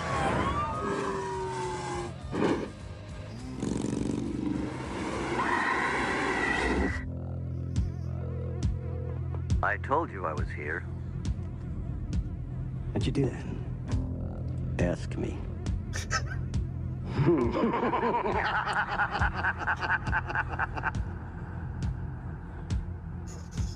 Oh man. And the double laugh got me. That scene was quite a trip. So, how should we start this? Because you have seen this before, right, Byron? You had seen this one. So, yes, but I could not, like, none of it looked familiar at all. So I think I repressed it. It had I don't been know. long since I've seen this. I think the last time I saw it, Chris, was when it came into Video Library. Mm-hmm. The last time I saw it was working. I rented it. I was like, fuck, man, I remember seeing that at the theater. So let's talk about that, my experience, right? And Chris, we can go to you next. Well, hang on. Just real quick. That was Tales of Video Library.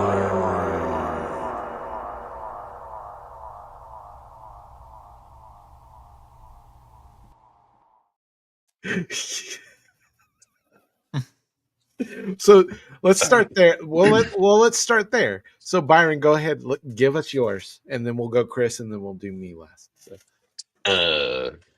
Give me your what? Give me. I'm going to give you what? Your first experience of this, I guess.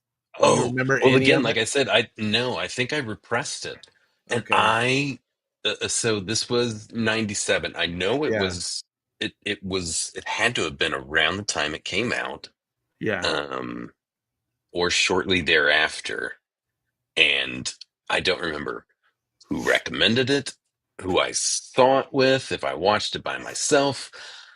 I'm sure the soundtrack had something to do with me watching it Is because, that Nine you Inch know, Nails at the song is real big on this one, right?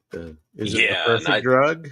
yeah, and that's like my favorite Nine Inch Nails song, like hands down. I think that song is just Yeah, dope as fuck. And there's I some was music. still Music is going to come up tonight in this. Yeah, and I So was still very much into Smashing Pumpkins at that time. It yeah, was waning a little bit, but they had what, two or three songs on that soundtrack, I think. And David dude, Bowie I can't and, remember. Yeah, whatever. And so that had to have played a part in me seeing it the first time. And yeah, then I probably was just like, I mean, I'll just stick to the soundtrack. And that's pretty dude. much what I did There's a until, lot to speak about on that. week and a So half ago. So, and Chris, what was your first experience? This is going to be nice to know because I don't think I know your first experience on this one. Oh, I mean, I'm a huge Rammstein fan, so I made a note. I made a note that was going to be like, do I like Rammstein? I think I put that on here. I mean, outside of, name dropping themselves, yeah, I I mean think, that dude, it was making some the good, lyric. some good guitar chug and like, yeah. I don't know, but anyways, so what? What I mean, were you saying? I've got something to say about their song later on, but Yeah, as okay, far as well, yeah, as far as watching this, I don't think I watched this at all around when it came out. I think I sought oh, this so one later. out. Yeah, after I watched Mulholland, I was like, Oh, oh, okay, what else, from David Lynch do I need to see? And this was one of them. yeah. Well, didn't you see? Yeah. You saw some Twin Peaks when you were a kid, right? Like when that was on, right? A little bit. I think it wasn't Yeah, I did your too. oldest brother was like a huge fan Oh yeah, Ted. first, right? Ted was Ted huge still fan. fucking dude. He fucking loves Yeah, Twin Peaks. yeah, it's So amazing. yeah, But and he I loves remember David hearing Lynch about it too. from So him, and he had the box set, I think. yeah. Oh yeah, you hung out with us. Yeah, Yeah, yeah, that's something that we should probably do. We should probably plan a trip with all of us and Jeff, and just do Twin Peaks. yeah. Watch the whole series on a weekend or Mm. something. Go. You know what? My wife, Chris, Mm. her family owns some land. We could go out there. Yeah, we could go out Oh, there. on fire. We'll What project. the We'll fuck? project it onto a big like portable theater. Yeah, we could do, or we could like make a Black Lodge, something Yeah, like put that. some curtains up. Dude, that would be so fun. Get stoned and then just fucking Yeah, Let's I'm do it, down. man. Let's plan it. So you just see you sought it out after you saw Mulholland Drive. Yeah, yeah. Wow. That's crazy. So I guess I'll go into mine was I remember I liked David Lynch going into what did he do before this one? It was Fire Walk with Me. Was it Fire Walk with Me? I think, mm, But but I had already been kind of a fan and I had watched Twin Peaks because of Ted. So but yeah, Twin yeah, Peaks, so Fire Walk with Me so was I was excited because I think before this was this. my first experience seeing Lynch at the theater aside from Dune, right? Because we saw Dune, right? You saw that one at the theater, right, Chris? I did. Yeah. Yeah. My parents took me to that one. Yeah, same I here. remember it pretty vividly. I had Yeah, so do I. I had like poison ivy all over my arms. Oh man. And so I had like, what is it, Caladryl lotion, like all over my arms. Oh man. Yeah, it was miserable. But man, what an experience. Yep. We'll talk about that next Mhm. week. So but yeah, I think this was like around that time when I was hanging out with Tad a lot and I would hang out with Derek Blanton and they Sundance. Do you remember Sundance 20? The one that was where you would go up the escalator. Yes. And, yeah. Yes. So that. Do you remember that one, Byron? Mm-hmm. Yeah. Yeah. So that's where I saw Lost Highway at a midnight show, and I saw it with Ted, and I saw it with Derek Blanton, and there was like maybe 4 other people there. Wow. But it was before this he did Twin Peaks Firewalk with Me was the last movie he had done before this. Was it where they were only doing midnight showings of that movie? No. Okay. They were doing daytime shows, but just that was the only time we could go.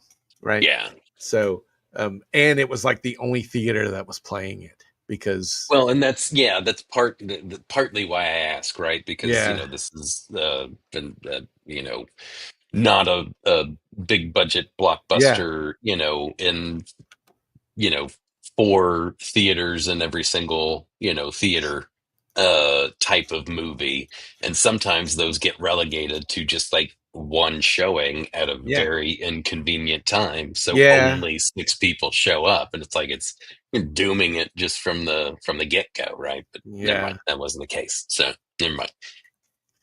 But I mean, that was I remember experiencing this and having a funny reaction, I got a little story for when we talk about the end of the movie, because I distinctly remember it, and me and my brother Ted and Derek were just all like, what?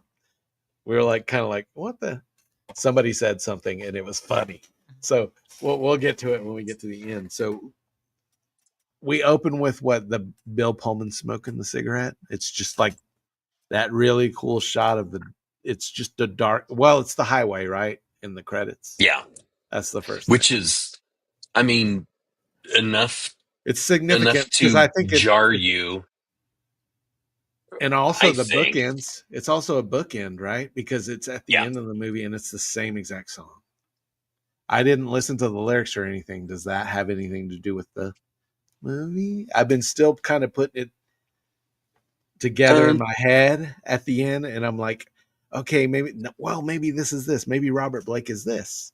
And then that's what I thought today. So when Robert Blake comes up later on, we'll talk about it. So, but okay. So that's what we start with, right? Bill Pullman pulling on a cigarette. That's it. Does he say something? Or is it just him getting ready in the morning and getting ready to go play the saxophone real hard? Oh. I mean, hard. That motherfucker. That was, does dude. Not that was fuck around. my first note on this is just Pullman playing sax is funny. That's what I put. That's the first thing I put. Wow. But he gets up and he goes to the speaker. The box. Dixerant is right. Oh yeah, yeah. Right. Dixerant is dead. You don't see who is saying it. And then again, talk about how we begin and end with the same thing. Right. That. If you're really think about that. Yeah, I mean, like if you're just going hard in the paint from like first viewing, you're like, oh shit, this is clearly a little Mobius strip kind of thing that we're dealing with. Cyclical. But I have some thoughts on that later. Yeah, I would say this is just after. I mean, what occurs to me is this is just after he killed his wife. Oh, really? That's what I have the feel of. And did you notice when he goes to the box to press it, it's got like, what does it say? It says talk, listen, or door. And it's like okay. Oh yeah. Those are kind of important, I thought, because they're parts of like a healthy relationship, right? Yeah. Like you talk and you listen or you leave. You don't murder your wife. That. You know what I mean?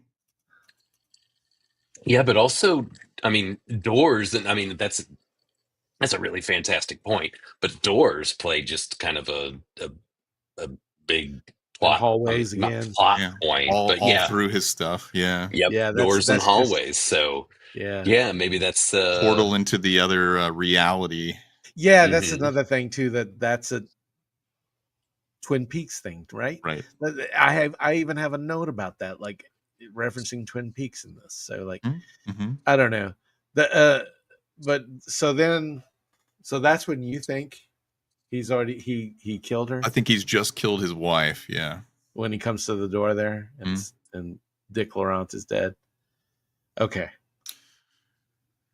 All right. No, let's move. I just want to keep going because I have some thoughts like throughout this whole thing, but I've had more today. You know, this one's the one that I've thought about the most after I've seen it because I hadn't seen it in so long. Yeah. Yeah. And I remember kind of understanding it and kind of like being like, oh, it's kind of like your own interpretation type. But I got more like last time I watched the Mulholland Drive. I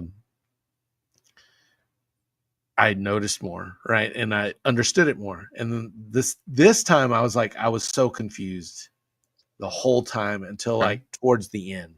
Yeah. And then I watched a thing with David Lynch after where he just talks about Lost Highway. I was like, holy shit. After he started talking about it, and I just started realizing like all this stuff started popping in my head. What the hell? Okay. I didn't know it was based on that. Do you know what Yeah, it was based on the O.J. Simpson murder, right? I heard about that, which is he was very just he was interesting. fascinated with it. Yeah. And he was fascinated with OJ getting away with it. Sure. So do you have like I mean, what do you guys think before we set into it? Yeah. I mean, because we're going to have to be talking about our different interpretations and thoughts about the themes. Like, what do you think kind of the overarching theme of this is for you, like personally? Personally? Like, what do you think he's trying to say? Yeah, I mean, it's very personal. I think it's really personal, especially like this was an interesting time for me to watch this movie, right? Since I'm ending a relationship. Yeah. So it's, I watched it from a different perspective. There was some stuff that I did. And I can tell you, I think, I mean, I think this movie's about jealousy and oh yeah, how that leads to relationships ending, that kind of thing, and insecurities, that kind of thing. Oh yeah, and how much that can play into your decisions. Yeah, and how much that can end up just kind of maybe taking control. Oh yeah. I mean, like to the millionth degree, kind of in this case, right? It could beat you up. Yeah. And that's definitely a huge theme, right? Is just the idea of what can drive you to that point, and then even like further, right? Because I think the whole not to jump too far ahead, but the whole Balthazar Getty character is him in like just a fugue state, and this is just it's he's Bill just Pullman in that fugue state, envisioning, correct? And he's just kind of envisioning this, right? Yes. And so I think one of the other larger themes is just like how do you get agency as a human being, and where is that line, like how much of this do I actually have control over, and how much of this is like a free will or like predestination, or whatever it might be, right? I think that's one of the themes that I kind of took out of it. And just the weird ways you can kind of manipulate the truth as well, Yeah. The victimhood, making yourself the victim is a big part of it, Yes. Like arguing that it's not my fault. Look at what all these other people did to me. Yeah, Mhm. yeah. Well, and then that comes to one of my favorite lines in the movie, which is, I mean, like an exceptionally telling line just in and of itself, is that first scene with the cops, where Bill Pullman says, "I like to remember things my own Yes, way," I and then notated like that. he goes, "Well, what do you mean by that?" And he's like, "Well, how I remember them, not necessarily the way they happened." Right. He Yeah, And doesn't like to be shown the truth, yep. yes, yeah, exactly. lying to Um, himself. hmm And then, from that point on, you're really kind of going, this is not a reliable narrator No, not at telling the all. story, Right. right? Yeah. Um, and, if you really key into that, and it wasn't really, I probably got like halfway through the movie when I was like, oh, okay, this is what that line was kind of inferring. And then for me, that's when I really kind of had a moment where I was like, this is kind of maybe the most coherent of the what is this trilogy called again? I forget. The Hollywood The trilogy? Yeah, the Hollywood trilogy or the LA trilogy. Right. And like each subsequent one got like way more dreamlike and ethereal. Yeah. Yeah. This one has a Yeah, little bit more supernatural in it, I would say. But I don't yeah, know if it truly is supernatural because of the fugue state, you know? yeah. So Well, I it's mean, what is that your take on it as well? Is that it's kind of a fugue-like state? yeah, and I was trying to like decipher like the whole time I was like, who the fuck is Robert Blake? What is he? You know? And Yes. is he the actual fugue state like guiding him through all this? You know? Or do we hmm even know what he is? You know? Or is he like his subconscious? Because See, I does wrote, yeah, I wrote something kind of like that. I said, I think he represents a lot of things, right? yeah. But I said I also think he represents Fred's inner monologue. Yeah, somewhere yeah, yeah. akin to kind of what you said, right? The It's funny. one He's like the one that actually knows the truth, right? And he's Yeah, trying to force Fred to face it in a certain aspect, right? yeah. I don't know. Yeah, I Yeah. mean, I'd say, yeah, exactly. I think it's his jealousy, his insecurity. Um, God, why did people Mm. hate this movie? Towards the Mhm. end, he hands him the gun. He gives him everything to do all the Yeah. stuff. So Gives him a knife. yeah, it's Mhm. Yeah, the I was like, what driving the hell? force. So it's his Yeah. negative emotions. So yeah, Uh, man. yeah, See, this conversation is now making me love this even more than I did when I first saw it. Cause I was like, I didn't really understand it. But now that like I'm seeing more of his stuff and knowing like a lot of what his stuff is, and also just like taking in more film and taking in sure. more, It's one of those that, I mean, as a young analysis kid, too. you're not going to pick up on a lot of the Yeah, things that I he's was just like, talking man, about. Mhm. this just looks cool. You know, Right. that's the way I always liked Lynch was his, and I notated it in this like the photography in all of his movies is just beautiful. Odd. Yep. Yeah. There's Photography and one sound. I shot. mean, they're just impeccable. Yeah, there was one shot, and I notated it. Well, when we get to it, I'll bring it up. But yeah, the second note I put was I forgot how brooding and moody this movie is. Everything feels greasy. Oh, Gracie's good. I like that. Yeah, and then I think the next, well, I might be jumping too far, but I put the pat on the back and Arquette saying it's okay is really fucked up.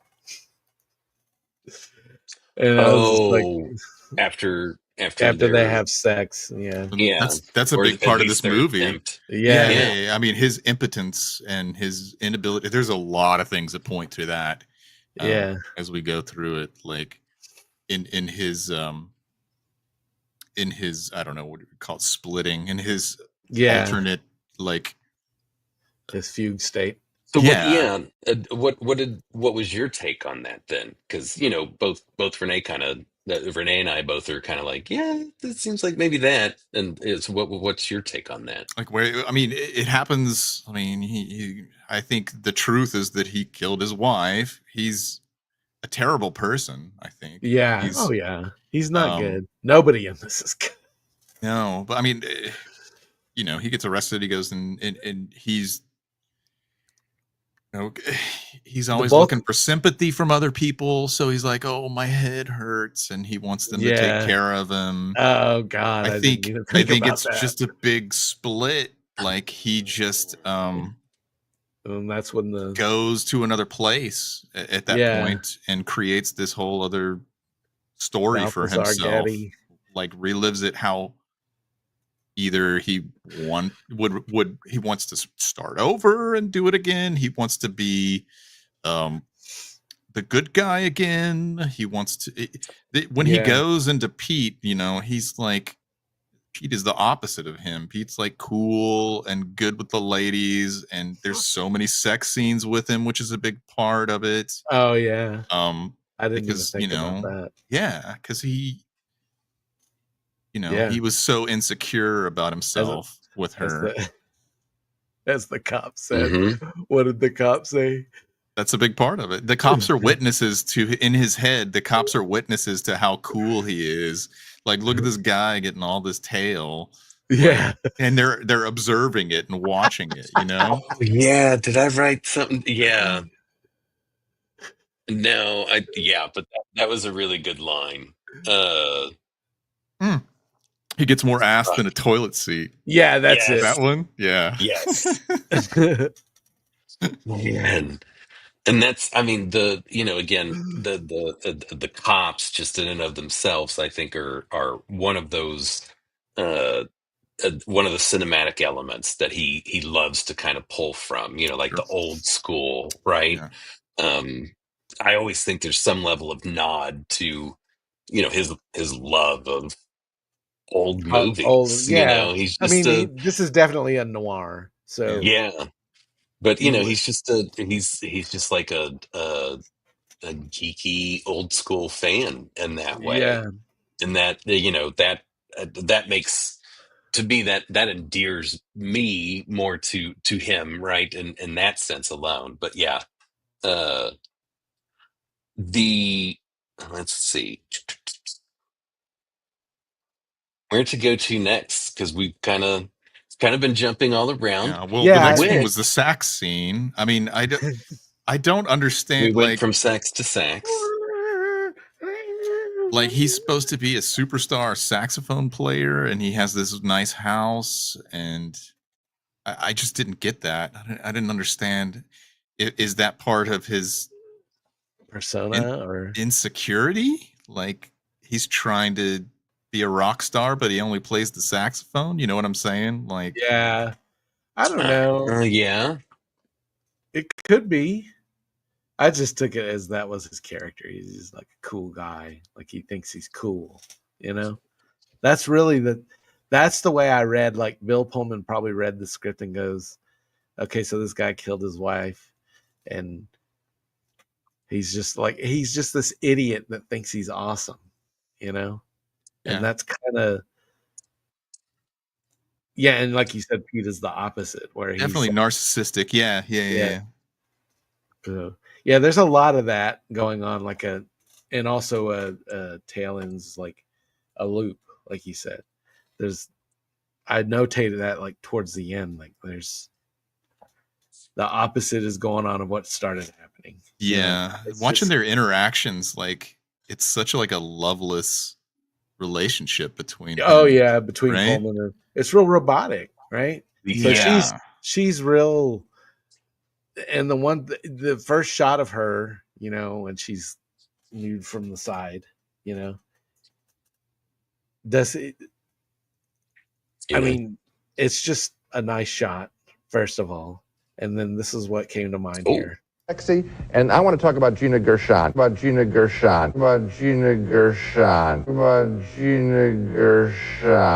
Okay, because she's good, really hot. I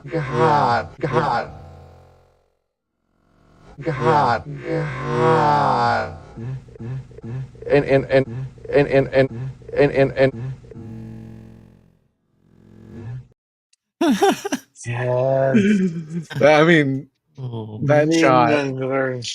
What movie do you think they were talking about? Oh, they were talking about Bound.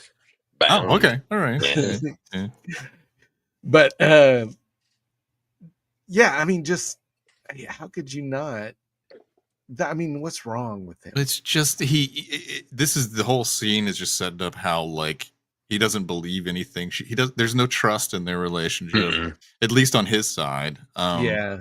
Because she's like gonna stay home and read, and he's like, "Oh, you're gonna read," and you can Yeah, see in his yeah. mind, he's like, "Oh, you're gonna go fuck like another guy."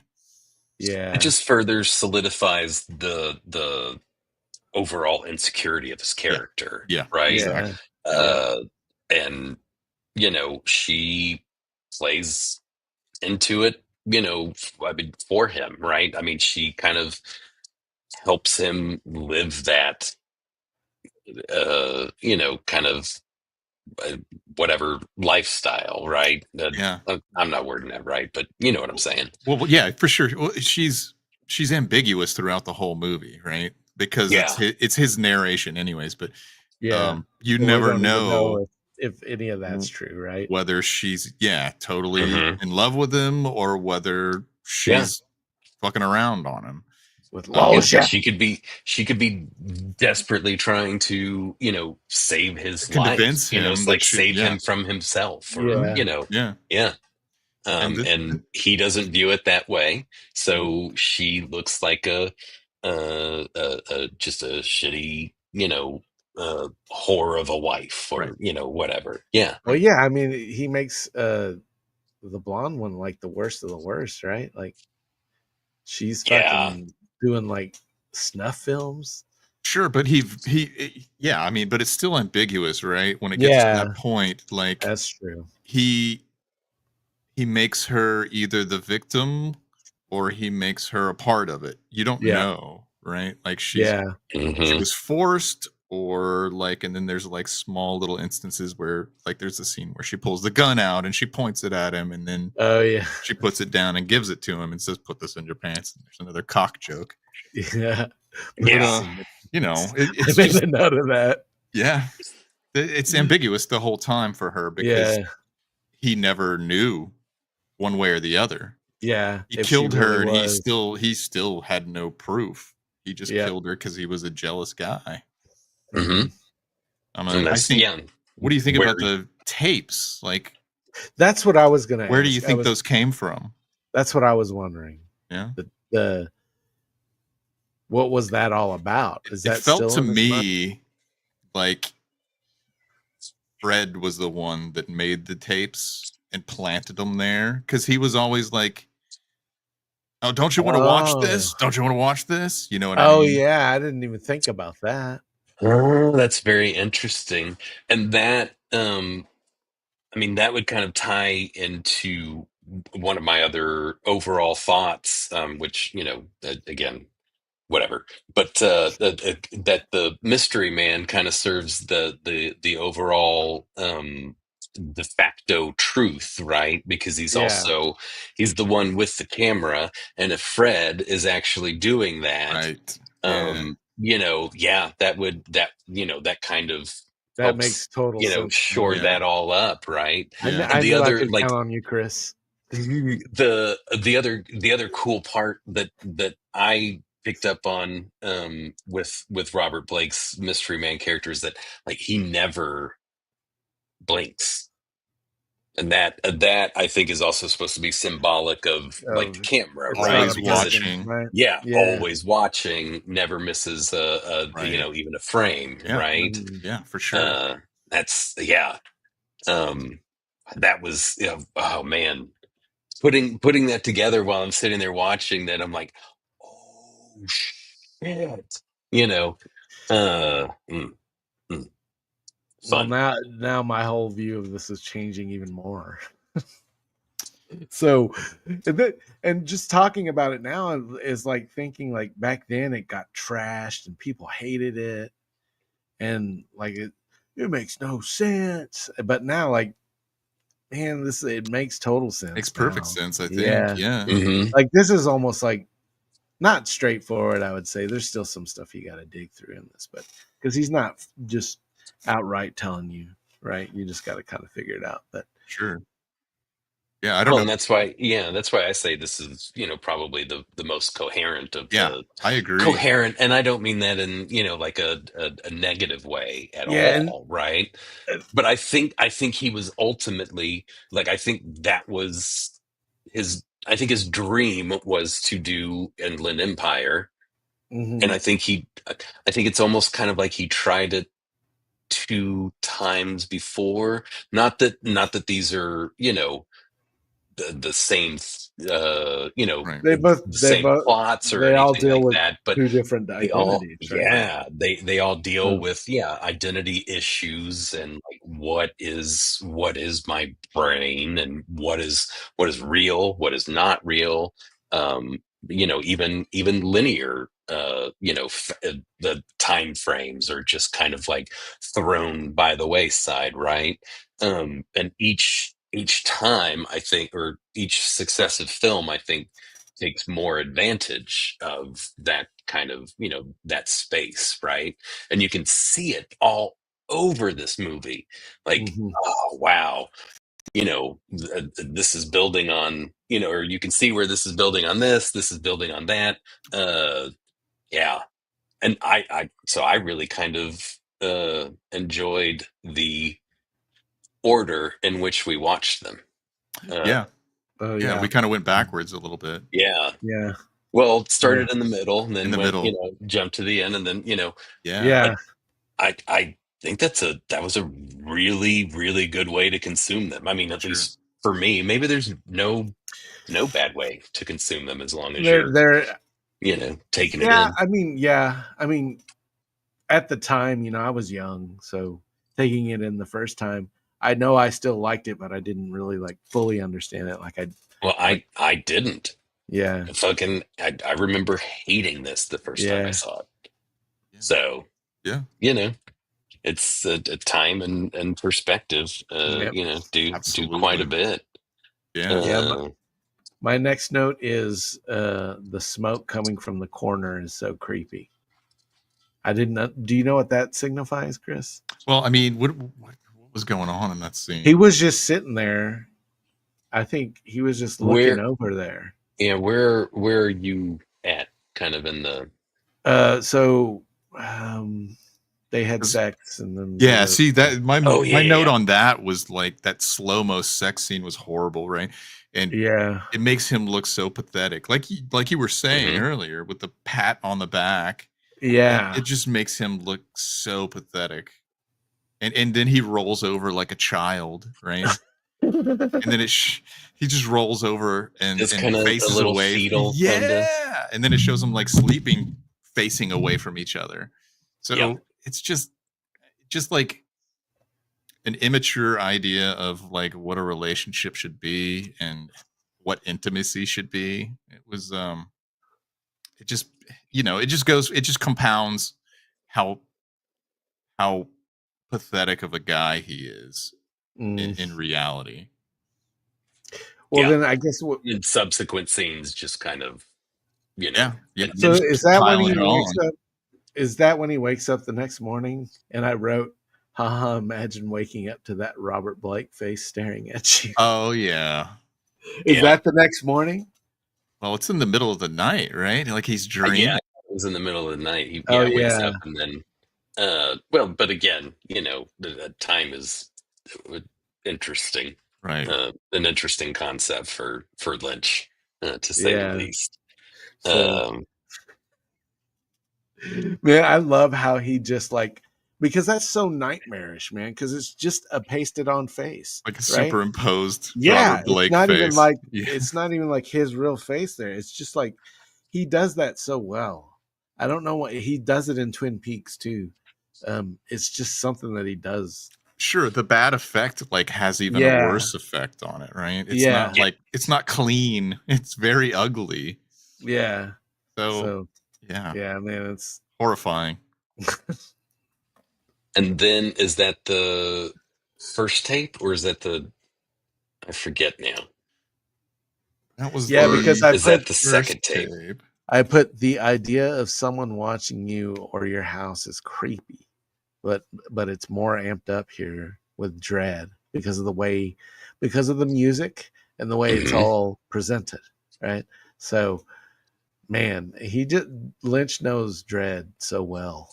So, man, I can't wait for you to get into Twin Peaks, man. Yeah, even the camera footage is really like grainy, and you can't make it out. Like he's trying to block it. Like he's trying to block out the reality already. You know what I mean? Yeah, I mean, it looks like he's filming a TV.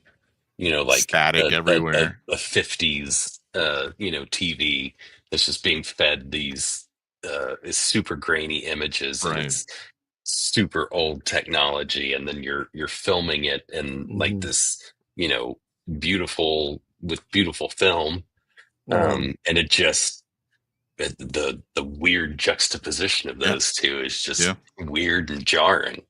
Yeah. Much like his use of lighting, Yeah, so we're back to where I'm back on track now, to where we were in the story. So I did the idea of watching, and then I put something about, is the dog barking, does that mean anything here? And I said, I just mentioned it because they talk about it. They mention it a little bit, something about the dog barking or something. I remember that. Yeah, and then I put Patricia Arquette looks like a classic Lynch lady. And I love how Lynch makes cops just dull. You sleep in here? The bedroom? The both of you? and then he goes, he's a musician. He goes, I'm a musician or whatever, trying to be cool. What's your ex? Yeah, what's your ex? So stupid. Yeah, well, that's why I said, like, I'm a saxophone player. Like, does he feel less cool because he doesn't play an axe, he doesn't play guitar or anything like that? He plays a saxophone. Yeah. A little Maybe he's defensive about it, Yeah, and then in this whole thing, that's where we get I like to remember things my own way. Yes. How I remembered them, not necessarily the way they happened. Yeah. I think that's Lynch telling you what's going on in the movie right there. Yeah. Yeah. Exactly. Yeah. And I mean, it's amazing how just right there, it's all very transparent if you are paying attention. It's all right there. I tell you right at the beginning. Yeah, exactly. He's so funny, man. And then I love how Bill Pullman is always making a face like he's cool. Like, see, that's where I mentioned that. Like, he thinks he's awesome. Yeah. Like, he really just thinks he's this really cool dude. Yeah, no, I think you're exactly right. He thinks he deserves like everything. He thinks women should be throwing themselves at him. Yep, exactly. He thinks he deserves everything. And anybody that wrongs him, like, he's an inside. Yeah. He's just channeling his Lone Star character from Spaceballs. No, jeez. I had to shoehorn that in at least once. No, because that is. I love Bill Pullman, man. My favorite movie. Have you ever seen Zero Effect with him? I think that's an underrated movie. No. Him and Ben Stiller. I think these two and Independence Day are the only Bill Pullman movies I've ever seen. I'll look and see what Zero Effect is streaming on. I think Jeff likes this movie too, so he might be good if we ever want to review it. Is that like a late 90s, early? Yeah, it's a murder mystery. I remember. Yeah, it's a good movie. I've seen it, but I don't remember. Lawrence Kasdan's son's first movie. Jake Kasdan. Jake. Yeah. So, and then I put David Lynch is always good at how his films are shot. And then my next thing is Andy is gross. I go, Andy's mustache is not okay. And then I wrote the Bill Pullman's line. I guess that's how he's got some pretty fucked up friends. So that's how he sees like what his wife likes. That's how he thinks his wife wants, right? Or to Chris's point, like that, that could be one of the reasons that he feels, mostly Insecure emasculated, because right? that Is because he guy's sees, pretty cool. yeah, Yeah. or maybe He's that not pretty cool. is He's just a fucking gross dude. right, And but maybe it that's seems his idea of cool too. Right. And He's Yeah. connected and he's got this big party going on. He knows Yeah. all these people. And Bill Yeah, Pullman and there's no friends. Bill Pullman Fred has no friends. Yeah. Nobody else. He's all alone. Yeah. Oh man. See? Yeah. God, I didn't even think about that stuff. Like I'm just watching the movie. Meanwhile, and then Pete's got a shit ton of friends. They yeah. visit him. Giovanni You know? Exactly. Yes. And I think that other guy might be Flying Lotus. I don't know if it is. Then the next thing I put is the Robert Blake entry is glorious and he's great. And then I put too bad he's a murderer. He's not. He was not found guilty Acquitted. of murder. He was found guilty. Civil court said he killed her. So. Yeah, I think that's definitely a key scene in the movie, though. Yeah, it's probably the start of his separating himself. Yeah, that's when he's starting, right? But like, and then when he goes, "That's fucking crazy." That's the best. That's what the preview that we watched. It just said, "That's crazy, man." It's crazy, man. Fucking like, that's fucking crazy. Don't take the fucking not the same. Yeah, not the same. It's really not. And then I put tattoo on Pullman's hand. Is that significant? So what was it? It was like was it a shamrock? A shamrock, or it was like the crescent moon with a star, almost like look at. It's because Pete has a shamrock on his back later on that I was like, oh, then it's probably what is a that? shamrock. So that's identifying that they're the same person, right? Yeah, that's probably what it is. Then I'll need to go back and look. But then I put then when they're pulling up to the house, the lights are flashing in the house when they get home. And Pullman walks through. This is where I was like, maybe this is where he's starting to do like going into different realms and doing like different, but I think this is him fully in taking the fugue state, right? Because he walks into like this dark hallway and then he seems to like disappear. And then there's two shadows on the wall when something like when some car drives by or something like that. So it's like it's almost like Robert Blake is there. Yeah. I need to watch it again. But it could be. I'd say it's him maybe leaving out the portion. Oh yeah. You know what I mean? He's the unreliable narrator. Yeah. Even in the truth part of the movie, he's still narrating. He still has control over what. So what we're seeing, and the whole movie, he's like, I don't remember, but I think he really remembers, right? He's just telling everybody that he doesn't remember. And that's a classic thing that a lot of killers do in court to defend themselves. It's like, I blacked out. I don't remember. Yeah. And then, I did notice this too. His hair is a little different when he's watching that new tape of when it shows her all cut up, you know? Tape number 3. That just, man, that was such a, my note on that was, where the fuck did Bill Pullman disappear to? All of a sudden we're on tape 3. It was like such a, like, oh man, but in rewatching it, that was a really fun scene because I don't know, it seemed to spell out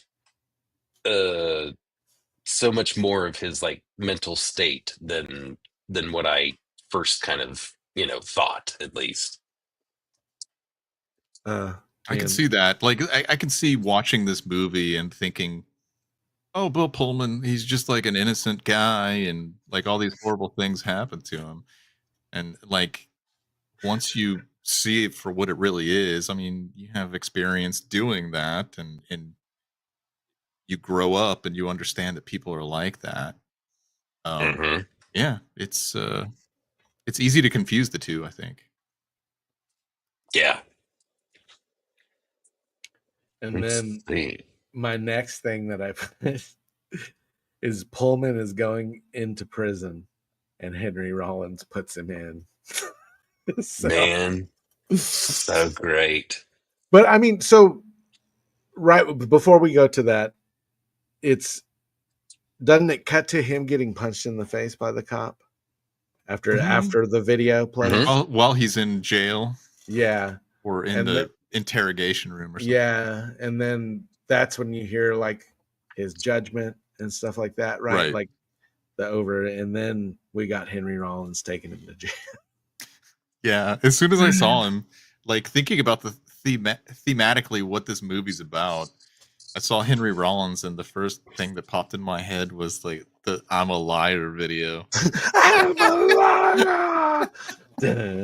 You know, I used to like kind of like not like him back then, but today, man, I love that dude. That dude's awesome. I'd like him to come on. I'd like to talk to him about music.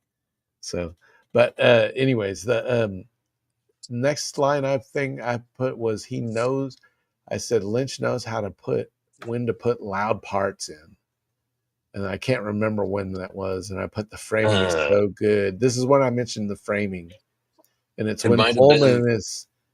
So it's right before Pullman is by the wall and says he has a headache. So is that when the flashes come? Oh yeah. Yes. I was thinking of a little bit before that, the phone ring. Yeah, it might have been that too. The phone It's ring just scared the so shit out of jarring. me. Yeah, Yeah, he's because so there good at had been that. a little bit of silence, and then just, I mean, like as loud as can be, that phone went Yeah. off. Yeah, it's almost Scared the like a shit wake out of up, me. pay attention. Yeah. Something's about to Yeah. happen that you need to pay attention to. Yeah, Yep. and then this is where I mentioned the framing when I said when Pullman is by the wall and then falls and says his head hurts. Just the way that it's just like a wall, right? Like two walls like that. And then there's like a puddle that's like doing this weird thing. And I was just like, man, that is just a beautiful shot in and of itself. You know, and it's kind of a dull, like there's nothing there. But like I was just marveled at that. And then it cuts to like a shot up underneath where the doctor is checking on him. And I was like, damn, that's a badass shot too. The best bedside manner in the world. Yeah, I said Jesus. the doctor is acting like a robot. He And then just I goes, said, "You sleep now." After he shoves that pill in his mouth and just pours that tiny little drip of water, just looks right at him. He goes, "You sleep now." yeah, and then my next sentence is just Rollins always looks so menacing. Like always, like he's Yes. got that mean face. And they have that fun interaction where Yeah. he just goes, "That wife killer's looking pretty fucked up." And Which they go, one? "Which one?" And then they just both start laughing. That's such a Like, David oh Lynch thing. man, That is up. You'll see that a lot, like in Yeah. Twin Peaks. Like there's a lot of shit like that. It's And then that threw and me then for a loop. I loved that. yeah, and then that's where I said, is he transforming when the headaches? But you said this, Chris, he's just trying to get attention for the headaches. Like that's it, right?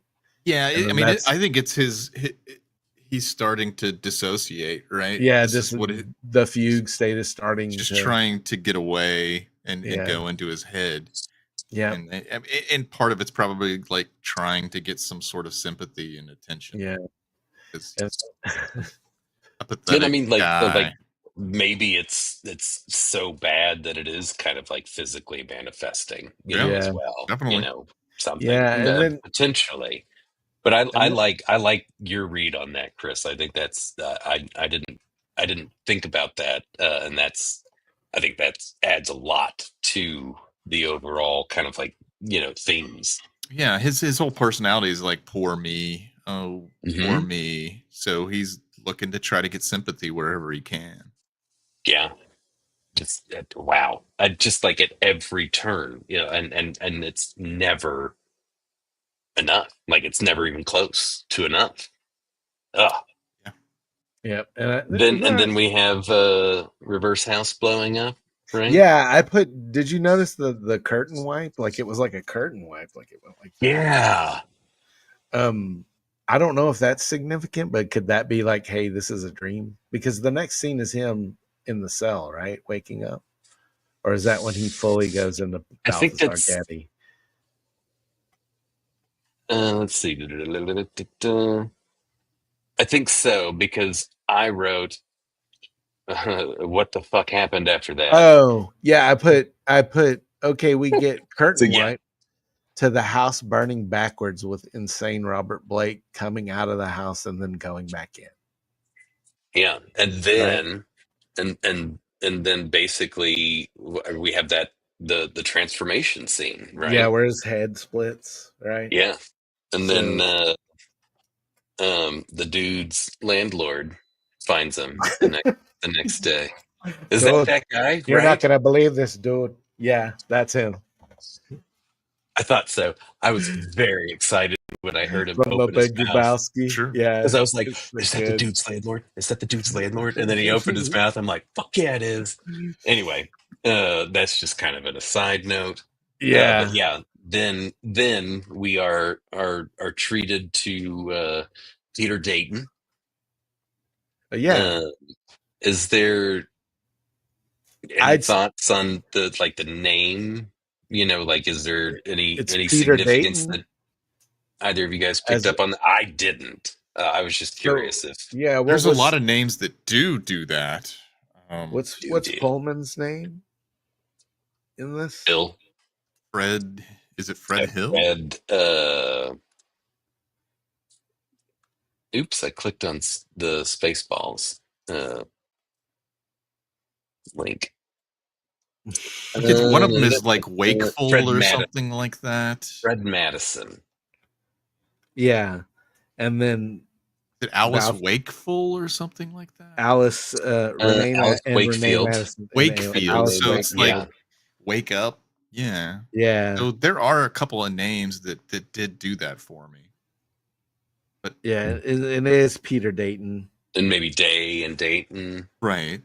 Yeah. Interesting. Dick Laurent also there's another very, Dick joke. He was also he had two names too. Mr. Eddie. Yeah. So and he drank Minute Maid.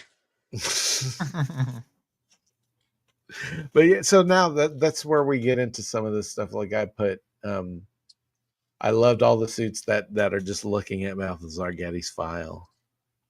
Mm-hmm. Like they're just real serious. Like they're all leaning in, looking at it. Like I just love the way Lynch does that old school, like 50s cop.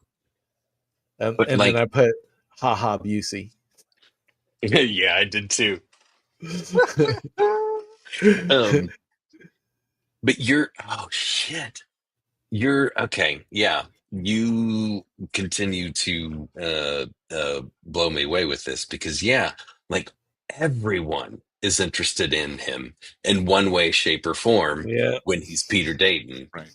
Like whether they want to bring him down or go down on him to kind of. They're coming to him. He's not going to them. He's not. He doesn't He's attracting have everything. To. Yeah, he doesn't Center. have to do all of this to get attention. Right. He is everyone's the center of everyone's world. Oh wow. Okay. Yeah. That's a really fantastic read. Yeah, and then I wrote Richard fucking Pryor. Well, I put before that White Picket Fence call back to Blue Velvet. I did see that. Yeah. Oh yeah. And that that seemed very purposeful as well because there was a picture big perfect brick wall behind it. Yeah. Yeah. So, and then that's when I put Richard Pryor in this is so great. I wonder why. Pryor. Yeah, I said I wonder why Lynch wanted to put him in it. Like I think it was just like a weird thing. Well, I think towards the end of his life, he was really wanting to do a lot more acting. Oh, but I don't think very many people gave him the opportunity because he wanted to do more like normal roles. Like he didn't want to just do comedy, right? You know, I mean, even though you could debate the comedic value of this, you know, quite a bit. I mean, he's pretty funny in this. Yeah, exactly. But it also interesting to note that this was his last and Robert Blake's last movie, both. Yeah, and Robert David Blake Lynch for different is reasons. David Lynch is always on the lookout for weird characters. Like, I don't just want Dennis like a Hopper. normal boss. I want like something interesting. A guy in a wheelchair. Inland Empire. I think he hired that girl in that last scene just off the street, like the homeless girl. Oh wow, I didn't know that. He's always on the lookout for like weird characters. You know, if you can have just not another actor, but something interesting about them visually, then he's all for that. Yeah. And then my next note is just in all caps with an exclamation point, Loja. I wrote, what did I write? Robert Loggia's aggressive driver's ed course. Oh, yeah. Dude, this had me cracking up. Yeah. I was laughing so hard at the One of way the that funniest guy scenes. was acting. The way, Oh, man, he was. Yeah. Okay. To me, this really kind of means the reason I hated this is because this had to have been the movie that was sold to me as like pure serious art. Oh, This had to have been the look one. at that. And then this scene is in it where just Robert Loggia is going Come on. insane. And so as you know, someone who's like trying to figure out, you know, like what is art and film, and to have some asshole tell me that this is, and I'm like, I mean, not that it's not, but you know, a different, like a, you know, this form of it, and not like what it actually is, which is just a just genius. And it's hilarious. That whole scene is hilarious because, this is what I put. Man, the crazy driver is fucking funny. The whole sound is like an old Hollywood movie, like, you know, like an old Hollywood face. Like, it's even sped up. It's just like Mulholland Drive. I think that's supposed to be Mulholland Drive, honestly. Oh, really? Oh, that's even more crazy. And it's just like those crazy drivers in Mulholland Drive that sped up. You remember those guys that crash into the car? Yep. And then I put, haha, this scene is insane. And then I put, Loja is serious. He does not. Yeah. And I said, yeah, just left that dude crying. Another classic surreal moment. And then I put, then Loja just says he can't tolerate tailgating. Haha. He just can't. And then this is when they're in the car and they pull back. And he goes, you like porno? They give you a boner. There you go. There it is again. His impotence is like displayed. Yeah. So that's even what I was like. I don't even know. He's why making fun of says himself the whole time in the thing. In his give you a boner. In his fugue dream. Yeah. Wow, man. I think that whole scene is like his idea of what he thinks what like bad masculinity people is, right? are and gangsters do. Yeah. And wow. So yeah. Because it's ridiculous. That's not how it is, but that's what Bill Pullman, the idiot, would think. That's what he would think, man. Yeah. This is even better than He just has an infantile worldview. He probably has you know, problems with object permanence, maybe. Right. Even. Man, I would even say that he's kind of self-injecting himself into that Thunderbird driver to make fun of himself, to like, because he's like crying on the ground, and exactly. Mm-hmm. Interesting, yeah. And then I put creepy cops watching young people fuck. Haha. I like how Lynch just makes cops like G-men. They're always there to watch him fuck. He's got to have an audience. You know what I mean? Somebody to appreciate him scoring all the time. Holy shit! Right? Yeah, man. Look at how good I am at fucking. Yep. Yeah, and exactly. And then my next thing is just Nance, all caps with an exclamation part. That too. Yeah. Man, he has a good line in this too. I remember. And He then did, and I thought I wrote it down, but I didn't. yeah. Do you like that story? No, I think I did write it down here because it's coming up. Next is when our cat comes in and she's blonde. She's Alice Wakefield here. Mhm. And then this is when I notated who knew Lynch was good at needle drops. The Lou Reed This Magic Moment one is perfect. Yeah, and I think I'm sure he chose that for a reason. Like it's a really familiar song to everybody, but it's totally different than it should be, right? So it's unrecognizable in this whole other place. So he's changing it in his mind. I think that's to the point where it cuts into the garage and he's working on that car and the sax music that he plays is playing. Yep. Did you hear and that?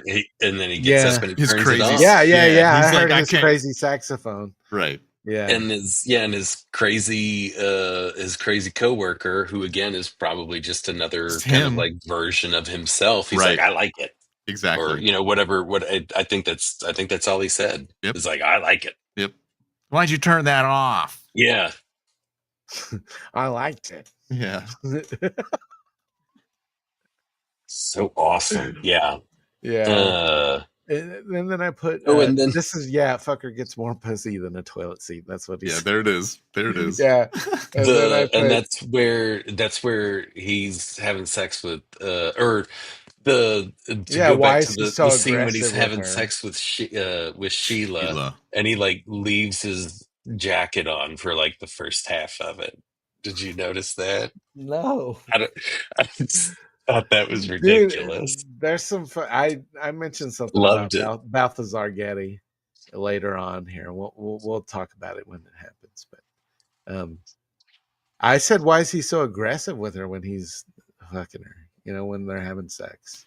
Because is that like what he thinks he is? I would say this is Fred's idea and fantasy about being on the other side of things. The adulterer instead of being like the cuck, right? Yeah. Because he's Pete's fucking all these other girls and then he's cheating on that girl with another person. So he's on the other side of the fence, and this is his fantasy about that kind of stuff. Yeah. Treat girls like that instead of treating girls like kowtowing to them all. And this is his fantasy about being a lady, getting more pussy than a toilet seat. Yeah. And this is where I was still confused, but now like I'm understanding it way more now. It all kind of clicked for me this time. Yeah. I mean, I said, is the out of focus stuff significant? But we know that's his fugue state, and it's going to be, his memory is always going to be fuzzy, right? So that's what that kind of signifies. Well, you got a brain that leads to your eyes. Yep. So the brain's getting fucked up. Your vision, in addition to that, gets fucked up, and you're not seeing reality anymore clearly. Yep. And then I put Andy's coming up again, and how is this all linked? Well, then we find out. Yep. And then that's where I put the funniest line in that scene is where she goes, and in the other room there was a guy lifting weights. It's important information, like this. And so this is Pullman's like big black muscle dude, right? Yeah. Just like, this thinks I'm doing a thumbs up when I put my arm like this. Oh, it sure does. Nice. I was like, why does it keep like every time it mentions muscles? I thought somebody was agreeing to what you were saying. Let's see. Oh, is there a thumbs down? Oh yeah. There is. Look at what double thumbs down does. Oh, come on. Damn it. It's not working. It usually does a rainstorm. But yeah, so that makes even more sense now. Yeah. Yeah. It's What? just another one of his fears of like bigger, stronger men, you know. God. And well, that's every white dude's like Right. fear too, Right. right? Insecure So, white dude, right. Yeah. I don't know what you're talking about. Yeah. Let's move on. I put weird nude scene, but it's showing like her character is like she's kind of an exhibitionist, right? So Yeah, because I she was kind of very likes it. curious. Yeah. So Alice's character, Alice Wakefield, is maybe one of the most interesting characters, I think.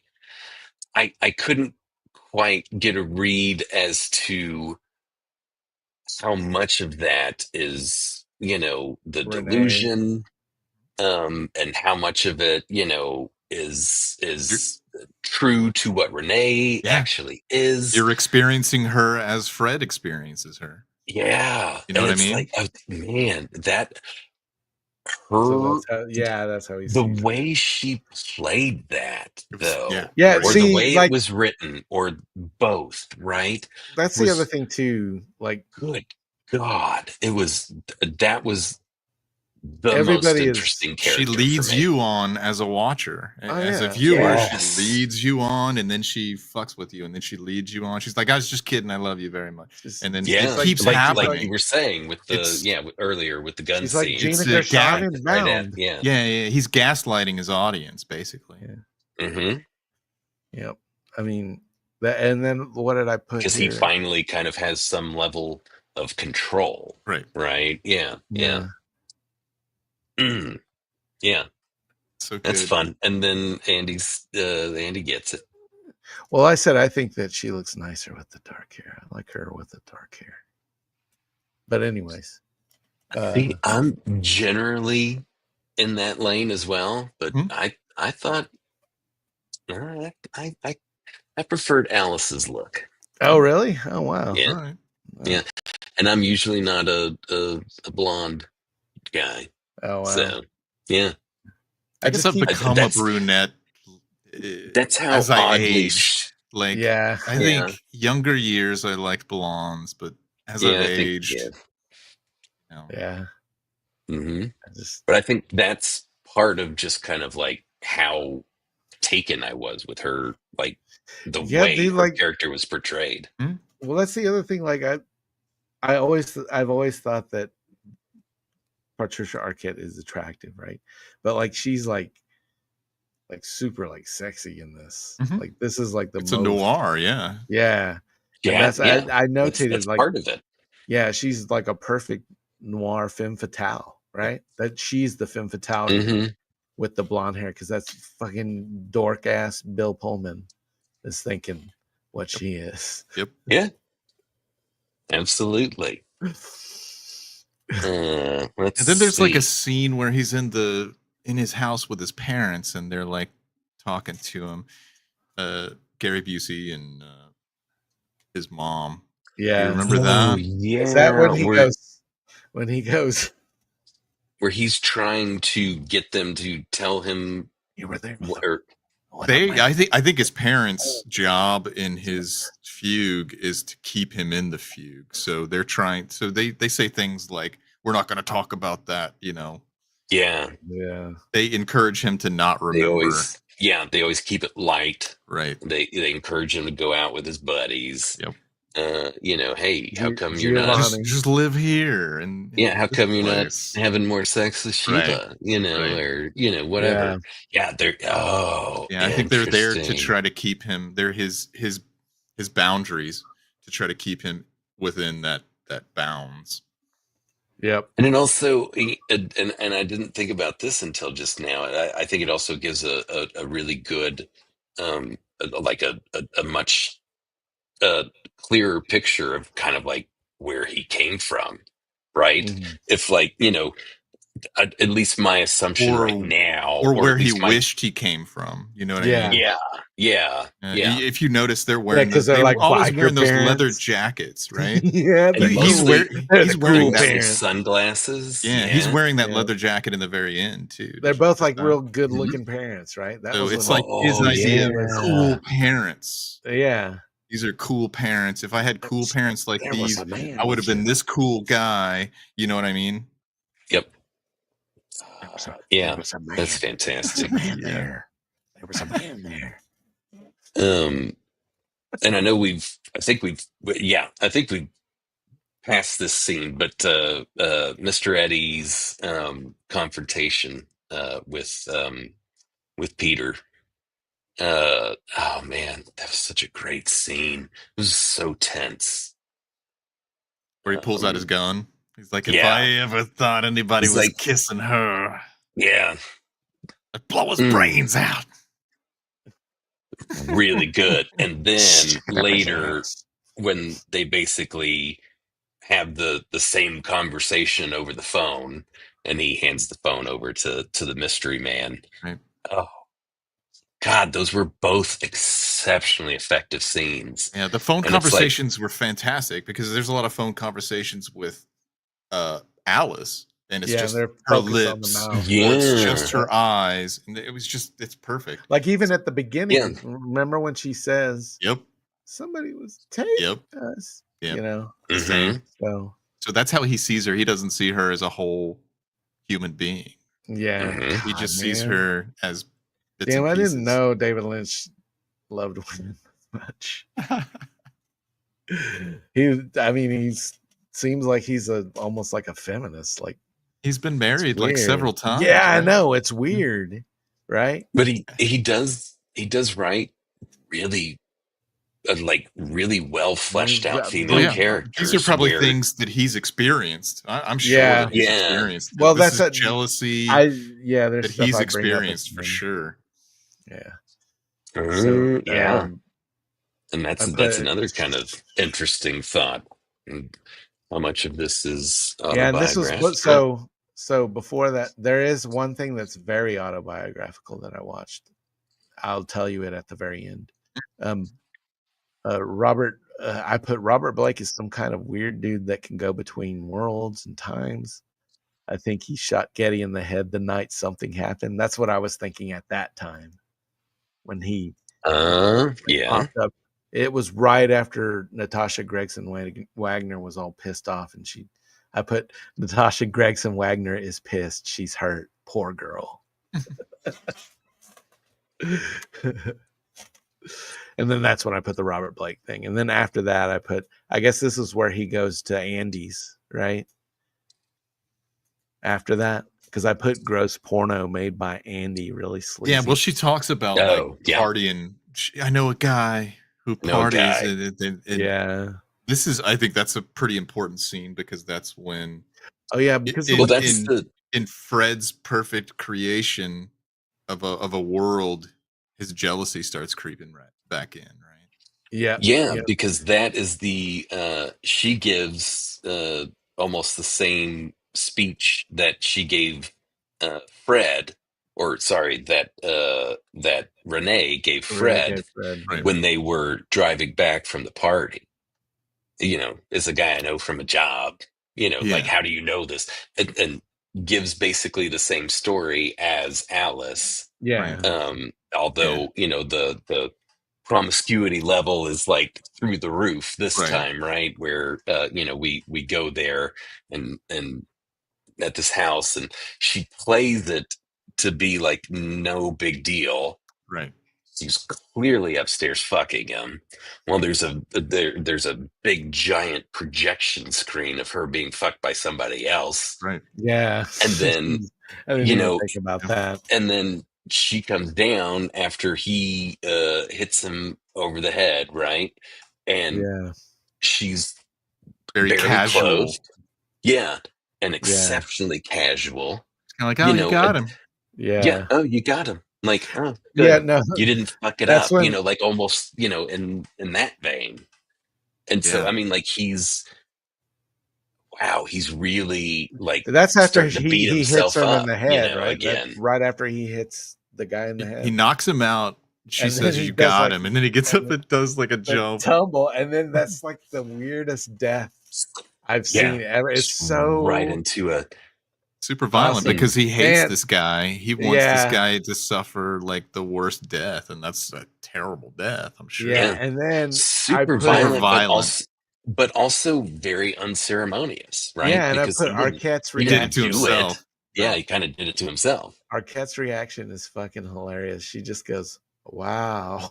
Yeah. Yeah. And then I also putting the blame on Getty when he was like, when he killed him. We or killed something. her. Yeah, we And she killed just him. goes, And then she goes, "You killed him." "You killed him." Yeah. Yeah. I So- mean, any level of like, oh, this is a sweet innocent, wow. I mean, just gets tossed right out the window. Her character is just does this beautiful 180. Yep. Well, a horrible 180. And she just fucking nails it. Yeah, I would say this is the point where his Man. perfect creation is starting to like crumple in on itself. Yeah. In the beginning, Yes. she was very affectionate and loving, and they loved each other. As And now this she's- whole thing goes on, yeah, she becomes more Man. robotic and less emotional way- towards him. This is starting to make way more sense, man. Yeah, man. Jeez. Thanks for. I like talking about these movies like this. So that's awesome. Thank you. See more of his Thank you, jealousy creeping in. I mean, he's built this bubble, and he's trying to be somebody else, but he can't because his Yep. jealousy starts creeping in, even in Yeah, his is that fans. worth the? Yeah, because that's when there's. He's like, "Did I you put like it?" Lynch- You know. Yeah, and then Mhm. also I said Lynch hallway scene. This is where he's starting to Right. have the nose With the numbers and stuff. Yeah. Yeah, 25. I said is there, and then I said where Getty see. I said Lynch hallway scene where Getty sees Wagner say some weird shit with the number 25, and then I put what is happening ? I still don't know. And then that's when I quotated the next thing is stick this in your pants. Yeah. Yeah. Yeah, it's another cock joke, right? She gives Yep. him she pulls it out and points it at him, and then tells him to put it in his pants. And he leaves it Yeah. later on too. So like Yep. we go back to impotence because Oh, he leaves that's it in the car. right. Oh Yeah. yeah, The man, gun I is a didn't even dick. think about Yeah. that. Yeah. And then I mean, yeah, guns are dicks. Fuck yeah. I said burning backwards cabin is cool, and you know that snap to the way the sound just stops like that is so scary sounding to me. Like there's a Yeah. part in Evil Dead 2 where it does that too, where it's like Yeah. and then it just cuts off, man. It's Mhm. so creepy. Yeah, he's so good at pairing his visuals with the sound, and the visuals are weird enough. Yeah, he and then- he works to make the audio just as weird. Yeah. And nails it every single time. Yeah. It's just gorgeous. Just the visual and the audio combined. Just, so effective. Yeah, So I mean, we leave the Andes. And then Yes. let's see. That's where she takes him to the desert. Well, we did we do the I put a spell on you thing? What was that scene? That was before the desert, right? Yeah. That was like the porn scene and when Rammstein song Yes. played. Yes. Yeah. Wait, yeah, because Yeah. no, that's when he's thinking back, I think, because I have it here. Yeah, that's a little bit after this. Okay, go for it. I put so the sex scene is similar to hers with Pullman, but more passionate, the opposite of the start. Her then sex I scene put, with who? Balthazar Getty. I Oh, think okay. this is when they're in. Is this when they're in the lights? Maybe. Yeah, this is when they're in the lights. And then I put Chris may need to explain more when I said that. But I think it's mirroring the way the movie started, right? So like this is like because we're getting pretty close to the end here, right? Mhm. Like not super close, but and this is towards the beginning of the movie, right? So it's kind of falling at the same time, right? As like, if you watch this backwards, this would be like at the same point, maybe. As Okay. Like in that, yeah, that's what it that feels kind of like to Mobius me. strip Sure. kind Oh, of. well, Yes, somebody said yes. you bookends, so it's very Yeah, like, yeah. bookendy. Yeah, and then I put Arquette is really attractive in this movie. That's what I put next, Mhm. and I think that he's fully nude. I think that's what I put. Yeah, and then I put now he's Pullman, WTF. But then I realized when you guys were talking about it, what that signifies. Yeah, and I think that the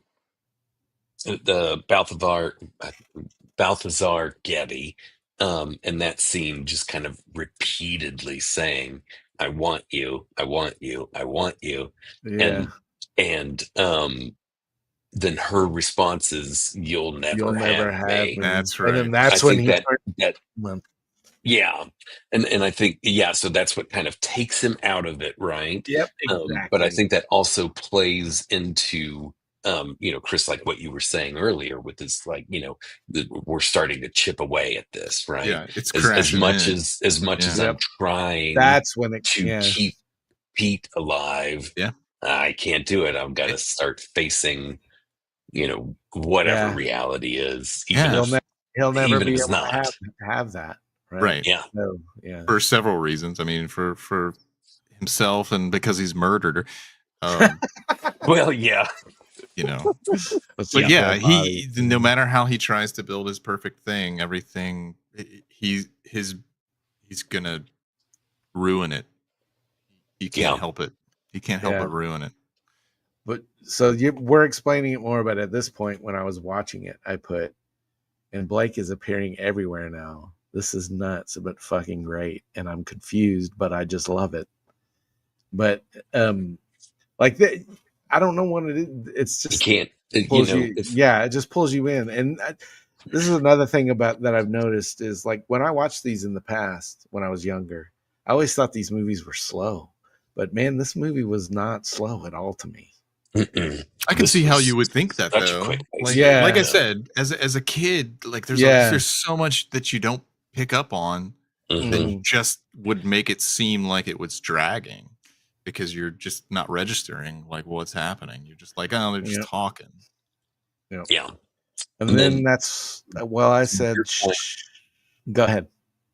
All I was gonna say was to your point, when we start seeing Mystery Man more, if he is some manifestation or some representation of the truth, right? And we've talked about, we're chipping away at Pete's, that existence is going away. All we're faced with now is the truth of this or this mystery man, right? Or this camera, and you have to face what's actually happening instead of how you want to remember it. Again, going back to like right towards the beginning. And we see him ultimately accept it finally. Yeah. But did we miss? Do they go back to that? We'll go back to it because I think remember this goes back into Fred a little bit and what Fred is like. I think it's more what Fred is thinking. I don't know how much of it is real or if this is what really happened. Yeah. So, but I put that shot of Robert Blake, where he's just standing there in the center of the room with the plastic couch behind him. Yeah, man, that's such a great shot. And then like so it weird. starts doing that weird camera work where it's Bill Pullman basically looking at it, right? That's his head moving.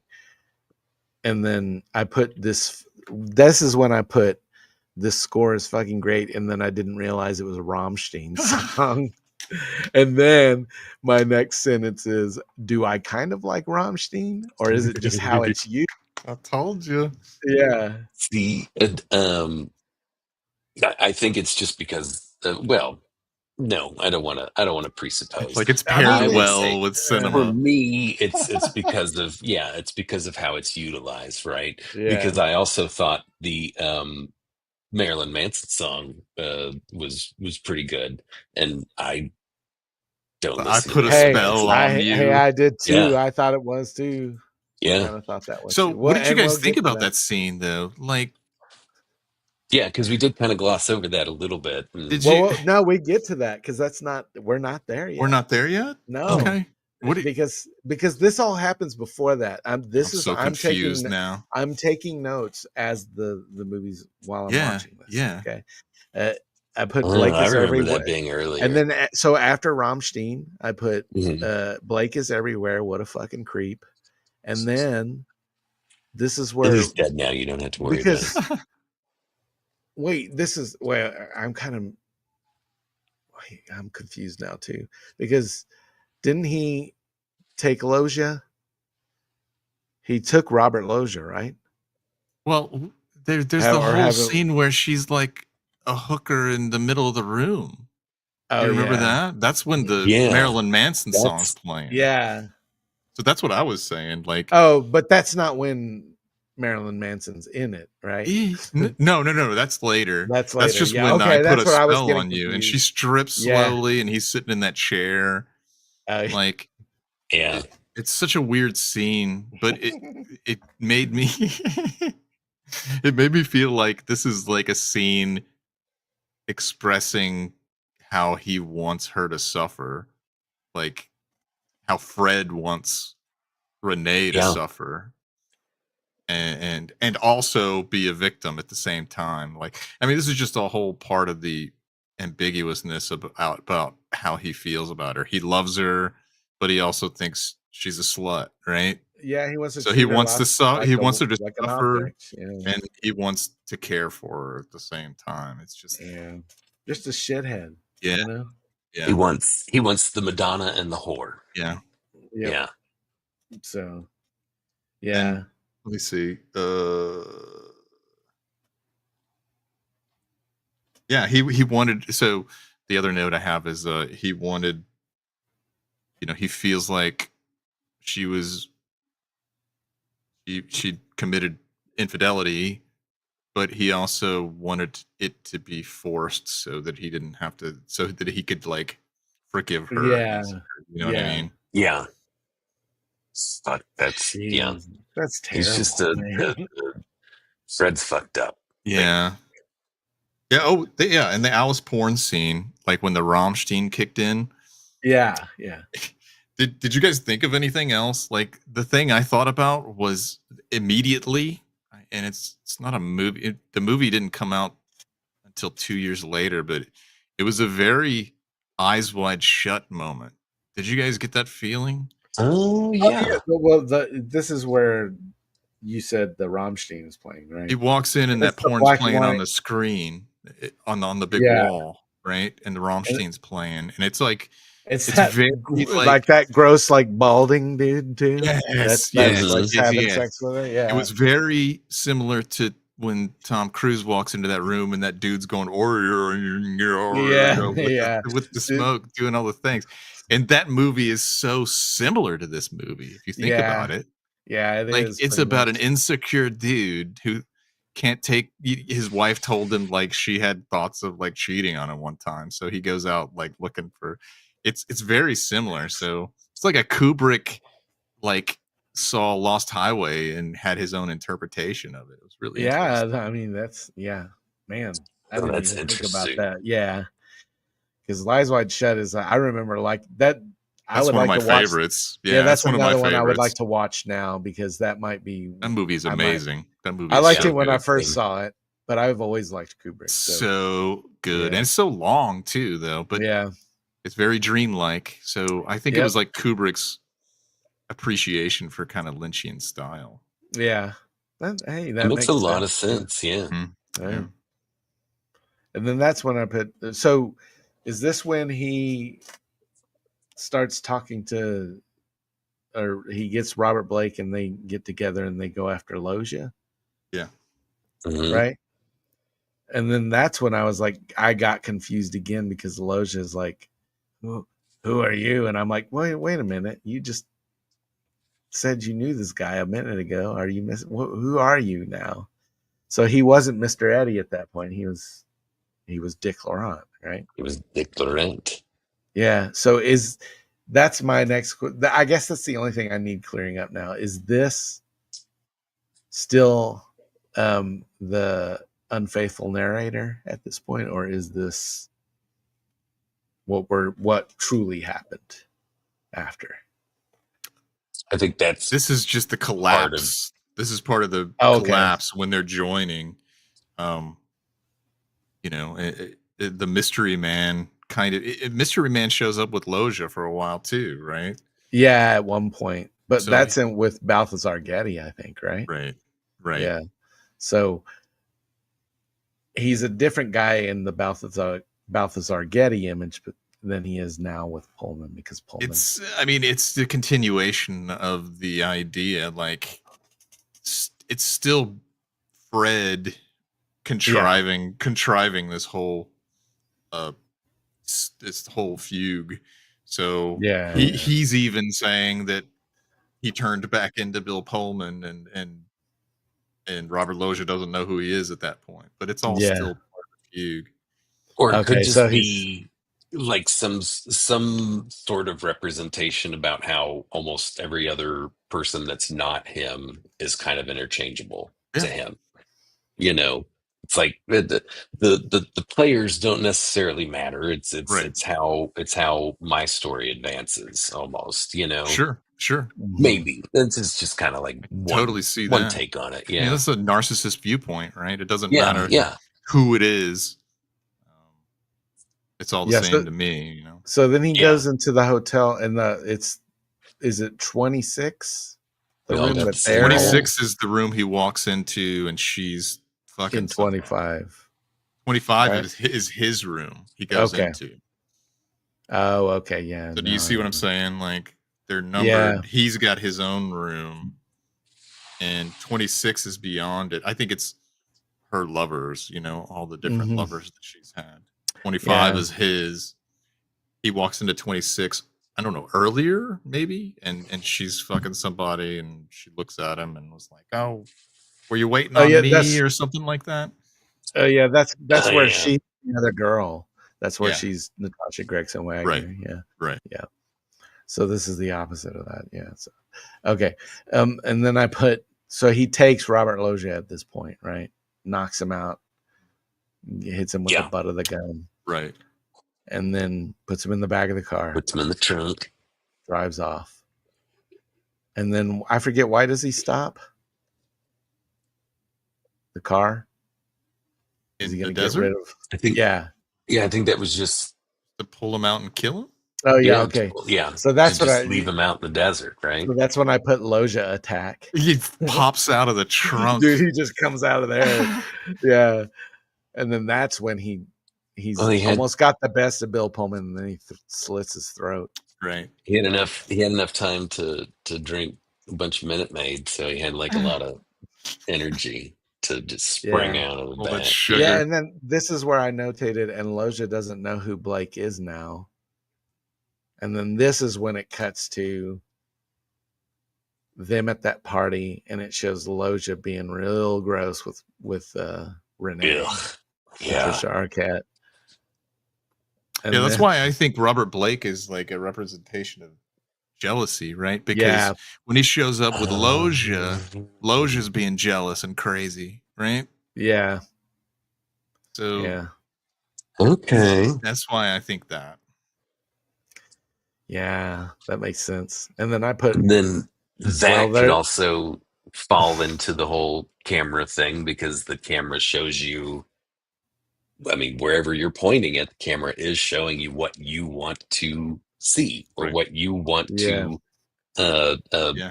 project.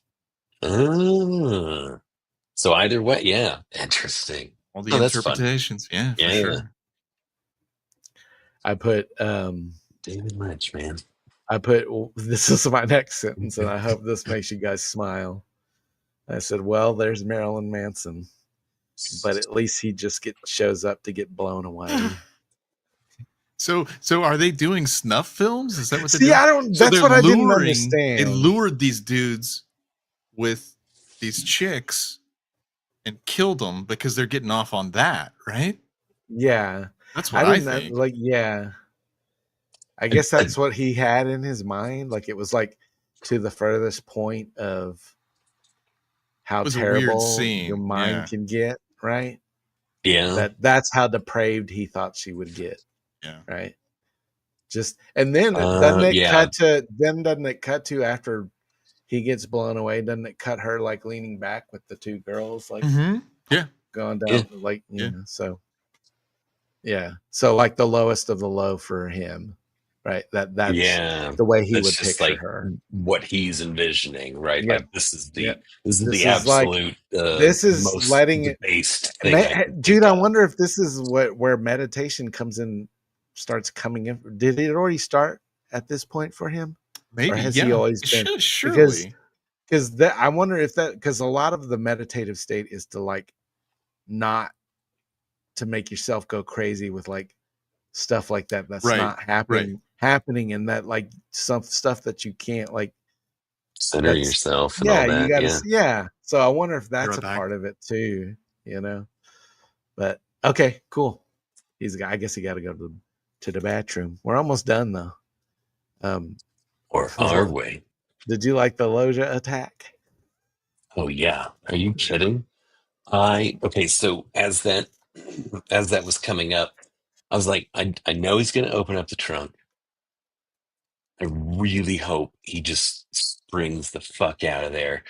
But it's Robert Loggia, and he's an older guy. And then but boom. The other thing too was when he was Mr. Eddie, did he have red hair? I kind of noticed like in the light he had like a redder hair, like it was more red. I mean, So it I could don't be, know. it could Unless be, he was like Dennis Hopper as the well-dressed man. Yeah. I love that too, that's Lynch. His character's name's like, this is like Robert Blake's name in the script is Mystery Man. Right? Yeah. And then that was like was it the nicely dressed man in Blue Velvet? Where Dennis Hopper was wearing that mustache and wig on, and I forgot. We'll ask Chris when he gets back. Yeah. But then, I mean, even what's her name's character in Inland Empire is just like old lady or something like that. Oh yeah. Isn't it? Or like visitor number 1, and then there's also visitor number 2. That's right. Yeah. Like come on, like she that's just like a fun bit, right? Like just a way to, because these are like very important characters, and just Mystery Man, visitor number 1. Come on. It's awesome, I think that's man. No, I know. I think that's part of that he's kind of like that sense of humor that I was told was not there. Is he kind of like when deconstructing the like the 50s style? Like is he kind of like taking it down to like its barest bone to not be like a ham-fisted way of hammering you over the head? You know how those old 50s movies used to be?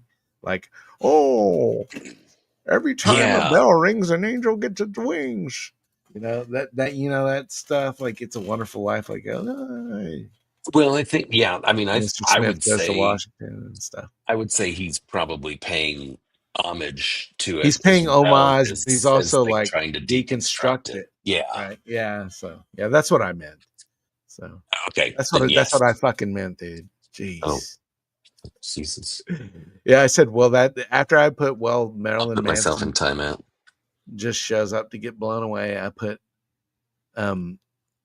Blake blows Loja's head off and says some shit to Pullman. Who knows? ? What is real ? Is it all real ? WTF? There's no blonde. Was she wearing a blonde wig? Those were just inner thoughts, and I was thinking, maybe was she two people? Remember when she saw they were at that house, and then he saw the photo, right? But Alice wasn't in the photo, right? Right.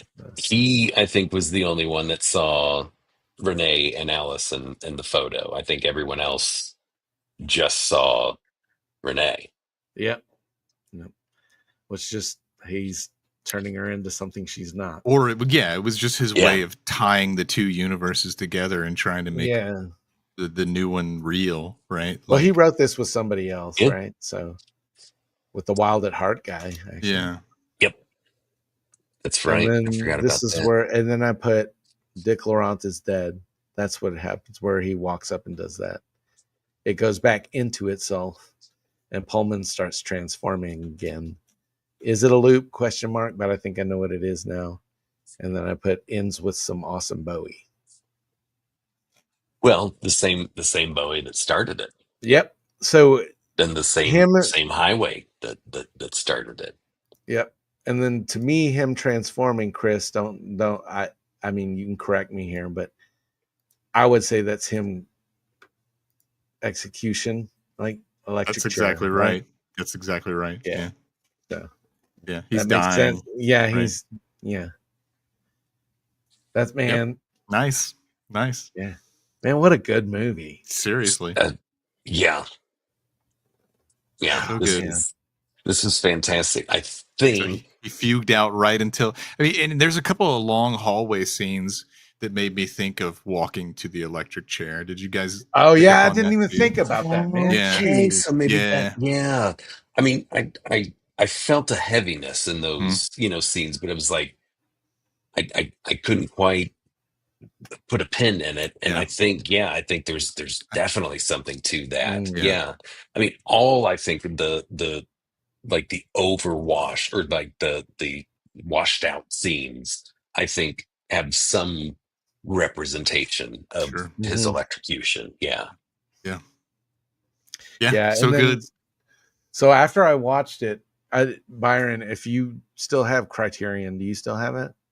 Yep. There is an extra on somewhere on this. Ooh. It's a documentary about him. Okay. It's called Pretty as a Picture. And it's really good. You'll get a sense of him in it, and it's mostly during the making of this movie. So cool. Okay. Yeah. So it'd be So like it'll give you a little insight. nice little companion piece. Yeah. I watched the thing where he just talked about this movie, and he said, this is where he said OJ, it was based on the OJ Simpson thing. Like that's the first thing. And then did you guys know that the Dick Laurent thing actually happened to him? That's something that actually happened to him. What part of it? He woke up one morning and somebody was buzzing the thing, and he pushed and said hello, and somebody just said Dick Laurent is dead. I said that name, really? Yeah, that's where he got the name. So that actually happened to him. That's so like you were saying, he put this is pretty personal movie, right? Sure. So but yeah, that was like the last thing I put. And then I also put Lynch bought the house that's at the beginning of that movie.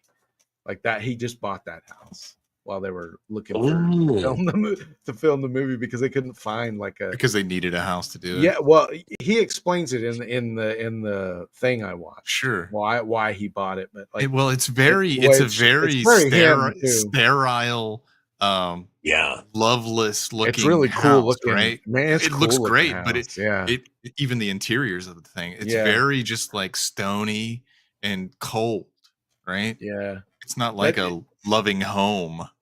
Yeah, when you like the Pete comes from, right? Yeah. Full of a family, like the suburbs, right? And he's got like the wall in the back. Yeah. It's very juxtaposed. Yeah, that's cool. Man, what a good movie. Yeah. When you watch that documentary, Byron, just you're gonna fall in love with him even more because the way he talks and stuff like that, and it's just cool to watch him work. Yeah, awesome. The more I dive in, the more I'm like, man, this is just a funny, weird, quirky little dude. Just kind of a cool dude. Yeah, like the working, dude at working out school some of his weird thoughts. Just he's like the high school theater teacher, right? Yeah. That's what he Mrs. Frizzle. feels like to me. Yeah, I don't know. Yeah. Do you remember her? It's like, Do you remember No. Mrs. Frizzle? No. We That's a actually good had name. Mrs. Frizzle at our school. Yeah, I actually want to try and find her and tell her that, you know, she really did kind of did something for Inspire me. you? Nice. Not really Tell her to- inspired, just made me feel like she was just a good teacher. I think that she was less appreciated. I think people abused her. You Oh, know, sure. I mean, kids are shitty. Kids are so, shitty, right? Yeah. Kids are And shitty. I kind of did some of that sometimes, but she was real Sure. cool. She was always real cool with me, you know? So then, like, that's when I was Even though you were realized abusive. I wasn't abusive. I was just kind of, you know, talked every once in a while, listened to music, and I got my headphones taken away from me and stuff like that. Oh, now it sounds like she deserved it. Well, I did deserve it, right? I No, was just she being- deserved it. Oh no. Don't take headphones away. No, but Yeah. she was like in my senior year, like I was late to class, and it was like I was like real late because of tennis, I think. And then I was like, "Hey, she goes, hey, are you late to class?" And I was like, "Yeah." And she was like, "Here, come here." And she just wrote a hall pass for me. Yeah. Nice. Oh, You that's know? nice. So, you know, Way to I go, just Miss want to, Frizzle. yeah, I just would like to tell her that she, you know, she did a good job, you know. Just, Come on the show. Talk about yeah, it. talk about it. She was like a hippie lady. So she was pretty See? cool, you know. She's probably got but- probably got some good choices. So we'll end the Lynch-a-thon with Dune, huh? I think this is this is gonna be different because I haven't watched We're doing it, huh? I haven't watched Dune as in depth. Have you, Chris? I've watched it several, and I'm Well, a I mean, total like Dune nerd. Like I've read the books. I've read his son's prequels. I've read his son's pre-prequels. I've read the ones that come after the Dune series. Damn, dude. Yeah, man. Well, yeah, your sister, right? So has my wife. Yeah. Yeah. Oh, really? Oh yeah, They're so good. After the newest you know, set, whatever. Yeah. We watched the first one and she was like, holy shit. And just started. Has she ever reading seen the David all of it. Lynch one? I don't think so. So this It's is gonna be fun. it's so good. It's so good for what I haven't either. But you gotta remember, like, some of the budget was taken away from him, and like a lot of this got taken away from him. So, but I still love it, man. I fucking love this movie. The next, I think he really captures the flavor of the novels. Better than the new ones. The new ones are good, but they're just so cinematic and it's more polished. That one's more about to me the new ones are more about like Timothy Chalamet. Well, no, I think it's trying to say this isn't a white savior. Yeah, the thing I like about Lynch is that it's fucking weird, and it's supposed to be lot like of weird shit. It's supposed to be alien to you. Like everything about it is supposed to be fucking weird. Like they're all taking this drug, and there's like warping of time space. The whole thing is just excellent. It's so much better. It's such a better experience. Interesting. Yeah. No, I I like them both. It's just hard saying now it's with hard cinematic. Yeah. It's just a different flavor of Dune, I would say, right? Because we were so used to Lynch, is like that's Like never going to be something that I'm never going to like hate, you know. No matter how like bad some of the special effects may look, I'm still going to love it. I mean, it's a sign of the times. It's not going to be. I know. Is, but yeah, and I love the new ones too, just because I love that director. Yeah, so, yeah. But I don't know. It's just a different flavor, right? Yeah. So it's awesome. Like a but heavier dose. I'm excited. Heavy dose of Dune. Got some Kyle MacLachlan. Yeah, I'm excited to get back into. And you get to see, Kyle MacLachlan. Yes, this one has a big cast, and he uses a lot of same people that he's used in the other movies in this too. So nice. You're gonna have a lot of fun with that. Jean-Luc. Yep, and just the way, dude. Oh man, production, like the way they did all of that stuff. Like there's these wonderful like voiceover monologues throughout the whole thing that are just fantastic. And it just kind of pulls that's you in the book, right? Yeah. Well, little in the book. It's so much more like a book because you get that inner monologue. Yeah. And there's inner monologues from the characters too. You'll see them just standing Yeah. there and it whispers, you know what I mean? So you get this whisper inner monologue. So it's almost like you're watching a novel. It's really amazing. He did a good job. Yeah. I think people hate on it a little too much. So, Well, I mean, apparently the majority of his canon was he's panned disowned it right too. in the beginning. Oh, interesting. He Yeah, did. he's Why? well. We'll talk. We'll probably yeah, get into it when we yeah. watch it. So We'll talk about that. we'll talk about it next week. All right. Perfect. Yeah, it's All a right. perfect way to end this 3.5 hour session of Lost Highway. All right. All right. Marathon, baby. See you all next week. Yeah. Thanks for With staying with us. with Dune. Yeah. Thanks again, Chris, and thanks, Jeff, for the AI. Yes, Jeff. Keep it up, buddy. I'm going to send this to him tomorrow. And thanks to America. Go away, please.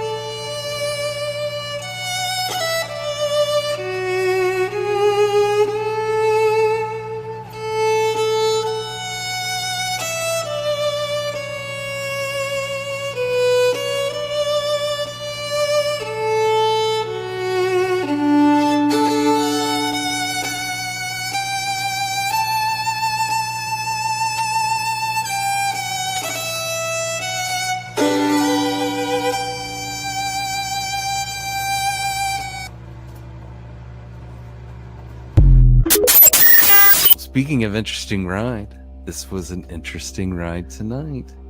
It went I enjoyed long. it. Yeah, we did. Like my dick.